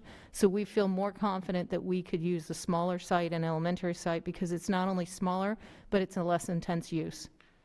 Okay, yeah, so the environmental footprint is, my quick way of saying it, is a lot less, and so you feel confident that it's enough less, which is not good grammar, but enough less of a footprint that we would get it approved. We can't sit here before you and guarantee you that this is going to be will work. We just feel more, I would say we feel more confident that we would get an elementary school through than we would if we were trying to do a more intense And that's what I was asking, because I tend to agree with Ms. Morgan. We didn't have any offers, and then all of a sudden, here's two. Maybe the other people want the other 20 acres. But then they couldn't, because it'd be too much of a environmental. We're going to vet it out. Yeah. We're going to vet everything out and allow that. Okay. And the other thing I want to remind everyone is, once again, once a site becomes anything but a school site in an area that we need land, we'll never make it a school site. So if we own land in an area that may be something that we need in the future, and we know that we've identified it's 20 acres we need, there's nothing wrong with us holding it. We can always make a change later down the road if we determine that we no longer need it, but for right now, we've determined the right thing for us to do is to maintain this 20 acres and sell the other 20. Okay. Thank you. I think, Dr. Atkins, did you have something to say on this? No, I think they covered it. I just remember back in the Bonita Springs discussion that I had been told by somebody in the more of the know than me when it comes to the development of the DRGR, that given time, you're going to see some more development in the DRGR in the context of which you're trying to make these decisions, and actions is going to change. And we've seen that in the last few years since we were trying to build the high school. Okay, thank you. Ms. Gittens, you had another question? Ricardo? Yes, the footprint for an elementary school, you need 20 acres, right? That's what you were saying. Yes. What's the footprint in acres for middle school? 30 to 40. And how much is this whole piece? 40. But it's split. But it's split, it's bifurcated by a road. Oh, okay. Because my question was, I mean, looking at slide 2 with the growth and all that, that's very slow in that area anyway. I mean, who's to say that we wouldn't need a middle school before we need an elementary school? And just like in the East Zone, the most growth is in the middle school level. I actually, if we don't do ancillary sports or we have limited space, can just fit a middle school with a test fit, depending on how much environmental impact is on this site. So you could do the Potentially, middle school, potentially. depending on how much ancillary sports or facilities that are And desired. could they share with the high school or something? Yeah. So that we could actually put a smaller footprint middle school that shares all those extra things with the high school that's already existing? Potentially. Yeah. Okay, and if we sell that piece, we can still do that? Yes. Okay, thank you. Thank you. Dr. Atkins, the next one, please, which was the, You had a question over there. Ms. Giovanni had a sorry. question. Thank you, I did not. Well, actually, now you've raised several questions. Why wouldn't we just keep it at this point? Because property is so difficult to get. I mean, if the DRGR would possibly change, you're saying there's chances that it's changing as years go on, then that makes me concerned. Should we just keep it? I mean, That's completely up to the board as to what you see best fit. The current trajectory still puts likely zoning for the whole site to be somewhere in the 10-year range. Right, but I mean, I would just go back to kind of what he explained earlier regarding just the strategy that we're trying to use in terms of kind of weighing risk. You have an opportunity. There is a road that goes through this piece of property, and so you're looking at potentially developing an elementary school, I believe, on the northern section of that, and then selling the southern 20 acres at a time when the market is good. That's correct. Can I just say one more thing? What about a K through 8? I haven't Had a done all bigger- the test fits. Normally, what we use is a middle school footprint to consider. So assuming that we use that same footprint, It would be the same. presumably we could fit. Okay. Thank you. You've been Thank you so much. extremely helpful in explaining something that can be very difficult. Anytime. Dr. Atkins, do you want to, the last one is the table item? Yeah, the next one is the tabled item, approval to pursue the sale of the 10.43 plus or minus at Ben C. Pratt, 6 Mile Cypress. And I know that they have seen the email, including also the email that Ms. Giovanelli references in her question 41121. So she had expressed concerns about this purchase being too low and under market value. So this was primarily the intent of this package, to provide comparables, which you received and made some comments to as well. At some point, it becomes a discussion of, it is an openly marketed asset. How do you want us to handle it? We have been asking north of the recommended asking price and not received any offers. So we have, I don't want to say struggled. We have tried to find a developer that would acquire a property in its as-is condition without the improvements that we want. We believe its highest and best use are, and then navigate an arbitrage, like how much is a developer allowed to make on a deal when they make those investments to take that property to market value. So we have a low, uncleared, lower intensity zone property than most of the comparables that would even indicate a higher price. But we are at the discretion of the board to proceed forward or to pull it back and not go to market. So, Ms. Giovanelli, that was your question or comments, Yes. please? So, and just to add to, this is actually for Kathy Ebal. How many acres is the actual bus compound? Do we know that? Like what? 34 minus the subject portion. So it's 24, 23. You want to talk about bus? Yeah, so the current, and we continue to have conversations with all elements internal, and the intensity use of our bus depot, which is about 24 acres. This is 10 or 11 acres on the north portion, so a total of about 34.5 acres, I believe. And so at every moment, as I've said, we continue to have conversations. So we've been in conversations with transportation about, do you have any other needs? So before we make any other strategic moves also. This, I believe, is not an agenda item right now to proceed forward on this one. It's for the next conversation. But this was for discussion because you wanted to discuss valuation. Yes, thank you. So that again is another, it's the will of the board. I mean, where do we want to divide this property? I thought about it, and it's like, what if we wanted to put a school there and move that bus compound to somewhere else? Then we've just shot ourselves in the foot, because I would say we would need all that acreage. So I, at this time, don't think it's wise for us to sell it. I think we should just keep it.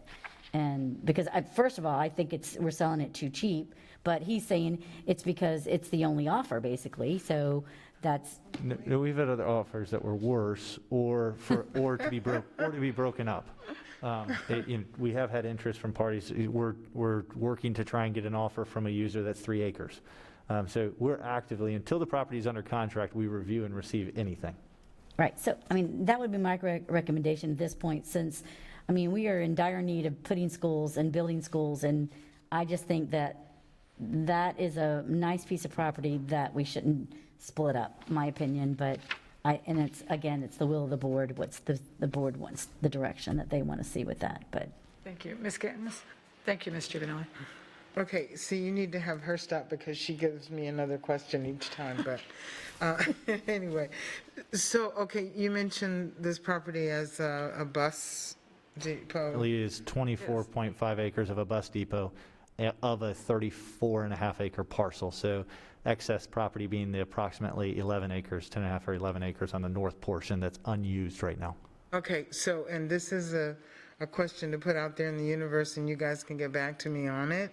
But if we're looking at proximity in the near future with less buses, why then would we need another bus terminal down there? I don't know. And I know that's not you, that's them.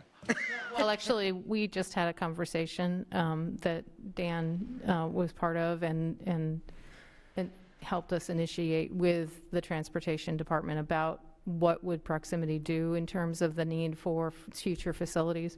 Dan, if you want to touch. Yeah, so we're right now analyzing each of the facilities, had a long conversation with each of the directors of our current depots in the 3 markets that they exist and trying to plot some of that out.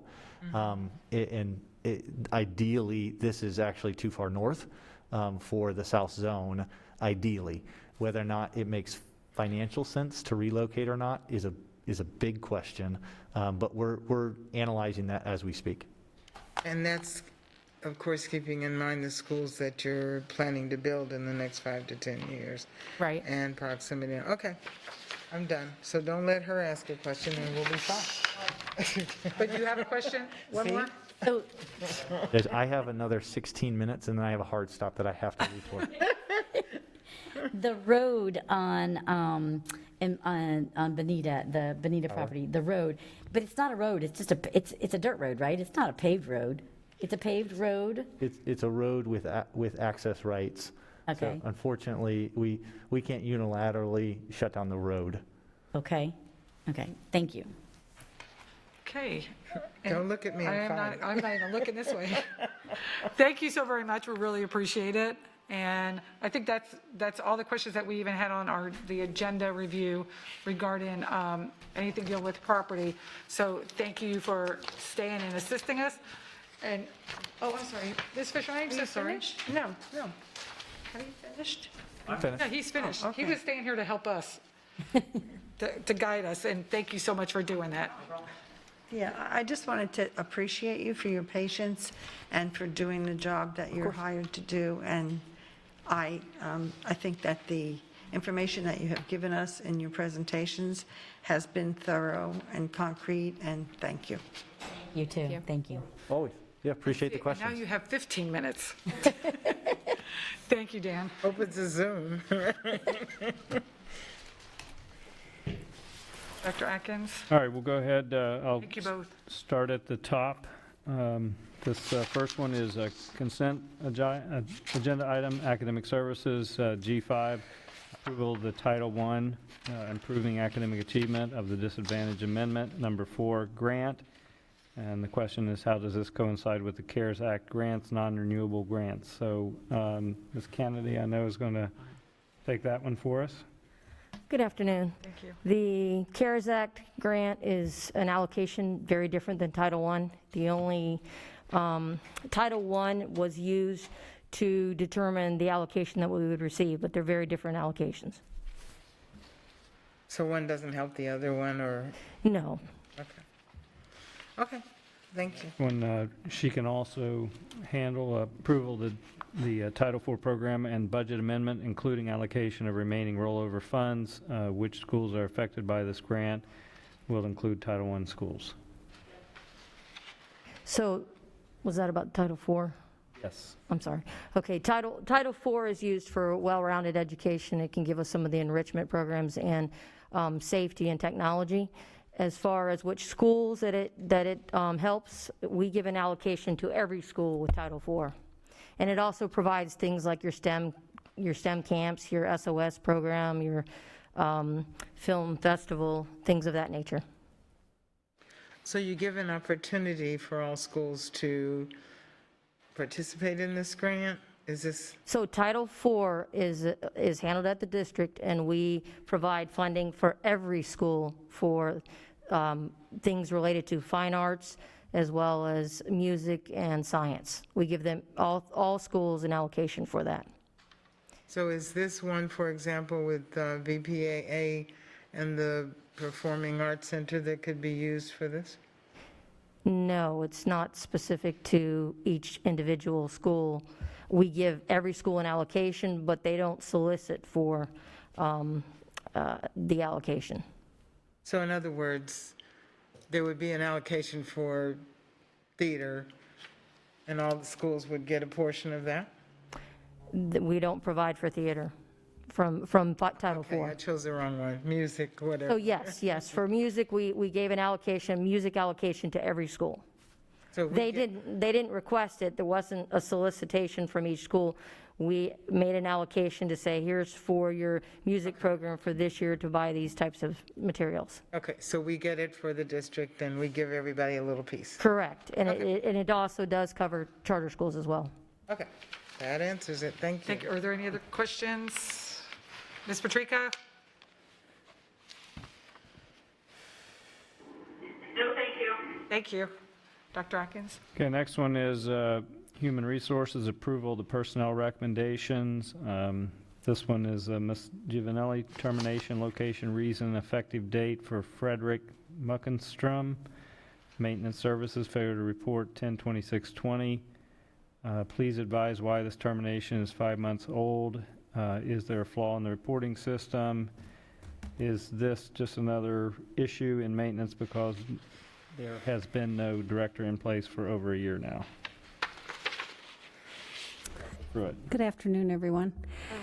So my understanding of this particular situation, HR received the personnel action form on March 29th for the abandonment of position and was processed through HR at that time. So there's nothing, flaw in that part of the system. My understanding is that the employee went out on a medical leave, and when they were trying to contact the employee, when the doctor's notes they had for the part of the leave, when that expired, they continued to try to get a hold of the employee to see, are you extending your leave? Do you have more medical notes? They were unable to contact the employee, and so that's why so much time went by, because of the unable to reach the employee to determine. And so once they exhausted all attempts, then they sent that abandonment letter to the employee and then processed the PAF. Thank you. Ms. Giovanelli, that was your question? Thank you. I just know this is not normal, so I had to ask the question. I'm sorry. Yeah, they try to give the employees the benefit of the doubt when they're on medical leave, but then you have to put the date to back when, they were at work. So it can be some time that went by, but apparently the employee didn't plan on coming back to work, but didn't notify us of that. Thank you. Anyone else have any questions for? There's a second question for HR plans for Sunshine Elementary. And I'll clarify that. I know you don't have to go into details that you don't want to. And, I'm glad to see, and I will preliminarily say that's congratulations to Ms. Gibson. And I smile when I see this, because when I was working as a teacher, when the agenda would come out, everybody was calling because they'd see who was doing what, and the phones would start to get busy. But so my question is, though, are there plans to move someone, to within, or bring someone from outside? And if you can't say that at that. No, I can definitely tell you the process. So we start out by sending out an email to all sitting principals and see if there's an interest. And that timeline will expire on Wednesday of this week. And so if there are sitting principals, then those are vetted first against the, we send a survey out to all staff, and then we send another survey out to all families. And so we take that information. If we have sitting principals, then the executive directors in school development, executive director of leadership, Dr. Spiro and I, we do that preliminary vetting to see the qualifications. And if there's a sitting principal that meets that, then we take that to the superintendent and have that discussion. If there is no sitting principal that is a match or that we're going to bring forward, then we follow that normal hiring process where we will, and it's being advertised this week, so the ad will close at the end of this week, and then we'll do that, the vetting that we do, and then we'll do the interviews and so forth. Is there a part of the process that would allow the incoming principal to at least overlap in some ways with the existing principal? The executive directors in school development, yes, is the short answer. The executive directors in school development do a phenomenal job with working with our teams and doing the overlaps to make sure that there's a smooth transition and a continuity that'll take place. But yes is the short answer. Anyone else have any questions? Thank you, Dr. Pruitt. Next one is also for Human Resources, approval of amendment number 1 for Title II, supporting effective instruction grant. Please give examples of the type of professional development, how it will directly affect student achievement.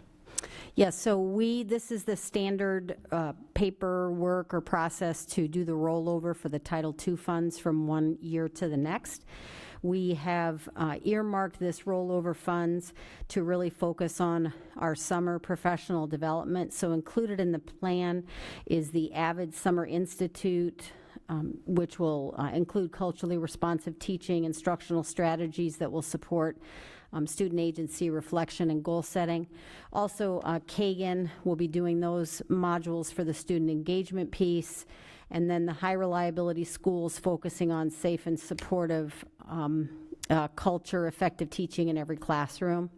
Then also curriculum training and planning for the FY22 school year. That's where we have the schools send their teachers in and they do that curriculum planning. And then also the reading endorsement classes is the other thing.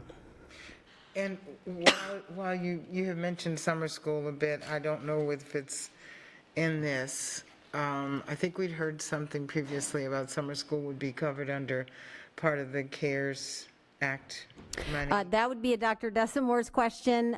This is specific to just general professional development that we do with Title II every summer, and the planning of that. But she can talk to you specifically about the CARES Act. And I can do that later. Okay. So this is something we do each year and just renew it. Correct. But I'm assuming that we look at it each year as to Oh, absolutely. We follow the whole Plan, Do, Study, Act, do a needs assessment, SWOT analysis, get the input from the teachers and then also the administrators to see what their needs are. And yes, absolutely, ma'am, we do that. And what is the 10,000 indirect cost?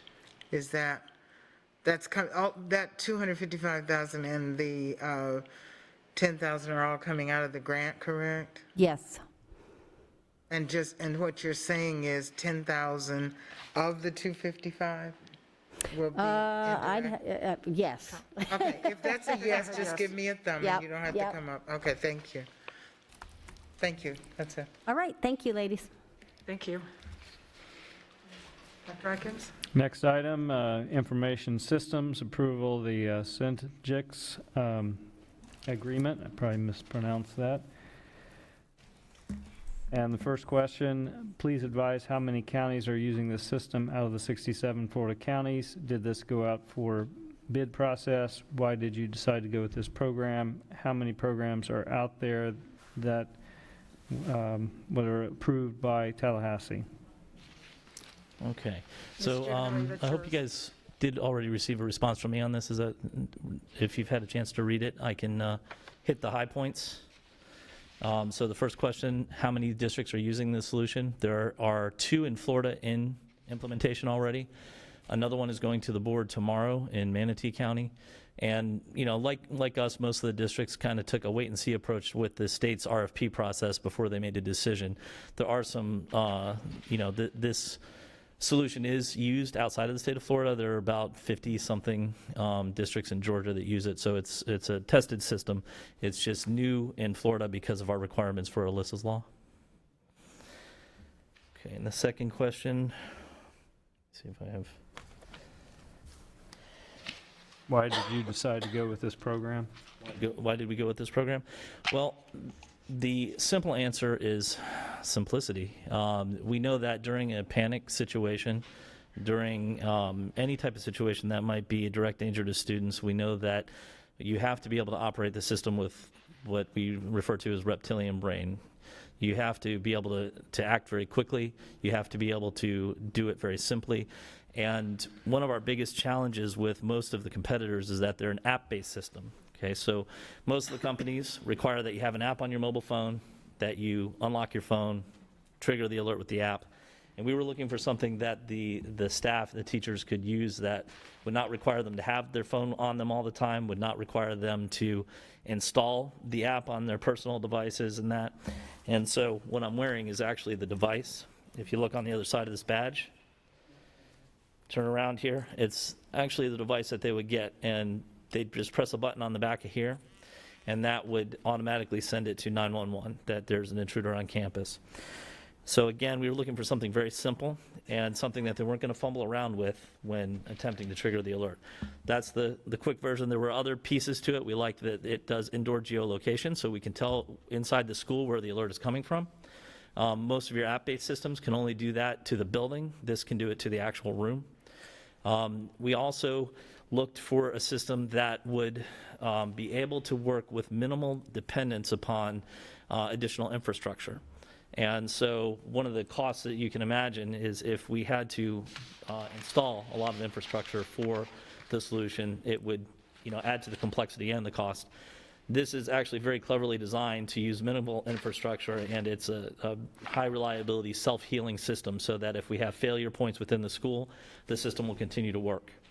The other pieces around support, they provide dedicated support in this area so that if we have an issue with any of the devices, they automatically dispatch, they automatically repair the units or replace the units without our staff having to be involved, which of course, once we talk about scaling to the size of the entire district, it is a huge advantage to have a support team behind this that does not involve having to dispatch our staff for it. So there are a lot of pieces to it, and that I did hit those points though in the response. If there were, I don't know if there were any other questions about that. There is a question about, did it go out for bid?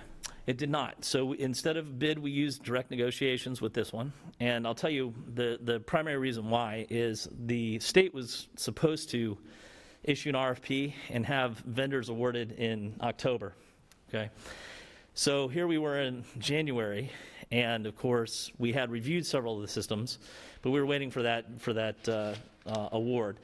It didn't really happen, so it eventually happened directly after we finished our process. So we did narrow down the vendors based upon the characteristics of the systems. And of course, we were looking for a hardware-based system rather than an app-based system, so that helped us narrow down quite a bit. Reviewed the various solutions, and then we entered direct negotiations. But we also did our due diligence around pricing so that we could make sure that we were, even though we didn't do this as a solicitation, a separate solicitation, that we were getting the best pricing possible. So what we did is we started with Hillsborough, which is, of course, twice our size, and made sure that we were getting better pricing than them. Hopefully they're not watching. We had a question, how many programs are out there approved by Tallahassee? Tallahassee approved 10 different solutions, and the districts get to choose between them, or a combination of them. Okay, I think Is there that's any all. other, Ms. Giovanelli, did you have any other? No, he answered all the questions. Thank you so very much. Right. Thank you. Ms. Pacheco, do you have any questions? No, thank you. Okay, thank you. Ms. Fisher? Thank you, Mr. Alton. Thank you so much. Really appreciate it. And Okay, I think that was it. No, we have Had a couple others here. We- Well, these had, Okay, operations approval of the grant. Oh, I'm sorry, I missed that. Perpetual non-exclusive sidewalk easement to Lee County, Florida, located at the MMM school site. Question is, was a request for an update on sidewalks for safety of Varsity Lakes students project in conjunction with county. Why not a priority, parent complaints, etc. So I believe Mr. Newland's going to help us with that response. well, Superintendent, I know this is not about the specific agenda item, so if the board would allow it to be answered, otherwise they can get to me. I mean, they may say that it's not pertaining to this particular item, but, so Do you have an answer to this? Sidewalks? They're already ready for you. Good afternoon, Superintendent, School Board, Dave Newland, Safety and Security. To answer your question related to Varsity Lakes, the sidewalk for pedestrians that we're talking about is a priority.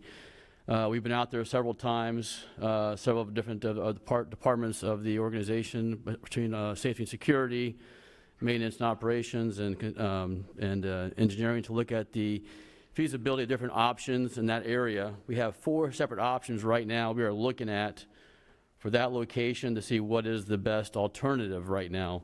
In the meantime, we do have a temporary solution right now we're going to add to this. We're going to reroute the bus traffic to help reduce some of the traffic that's going down the south side to cut across to the light.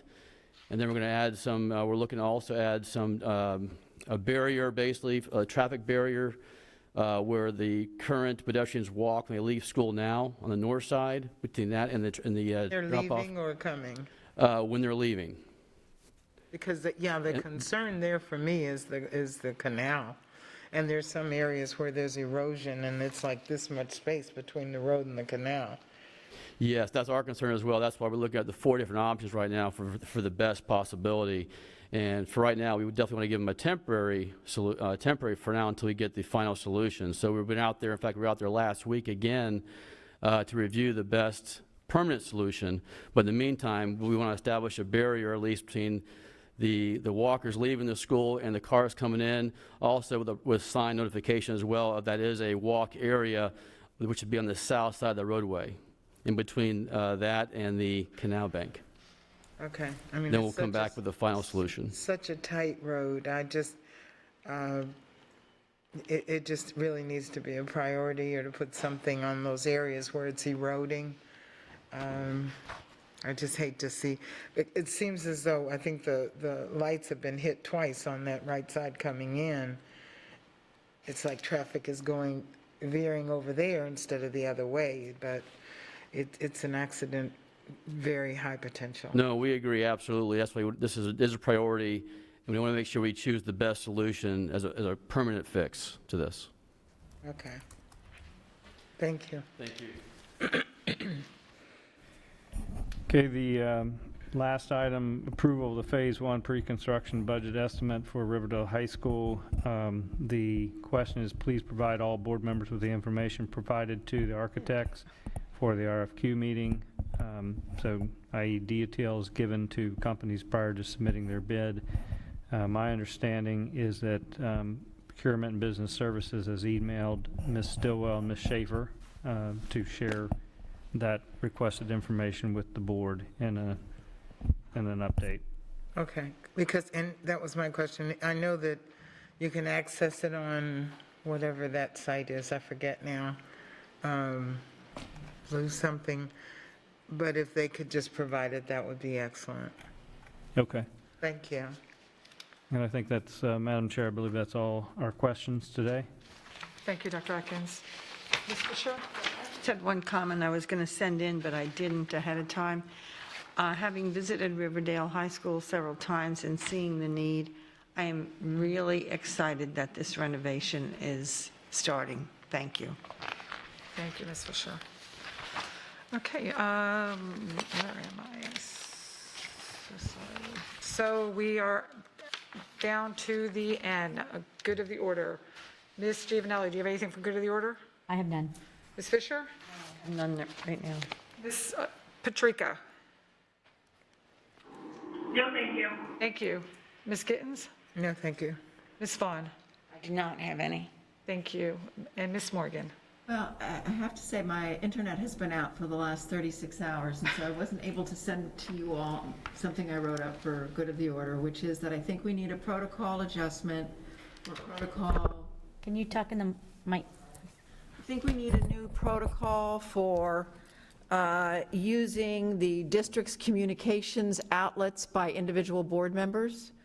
I think that staff needs a protocol, that about when individual board members can request items to go into district media outlets.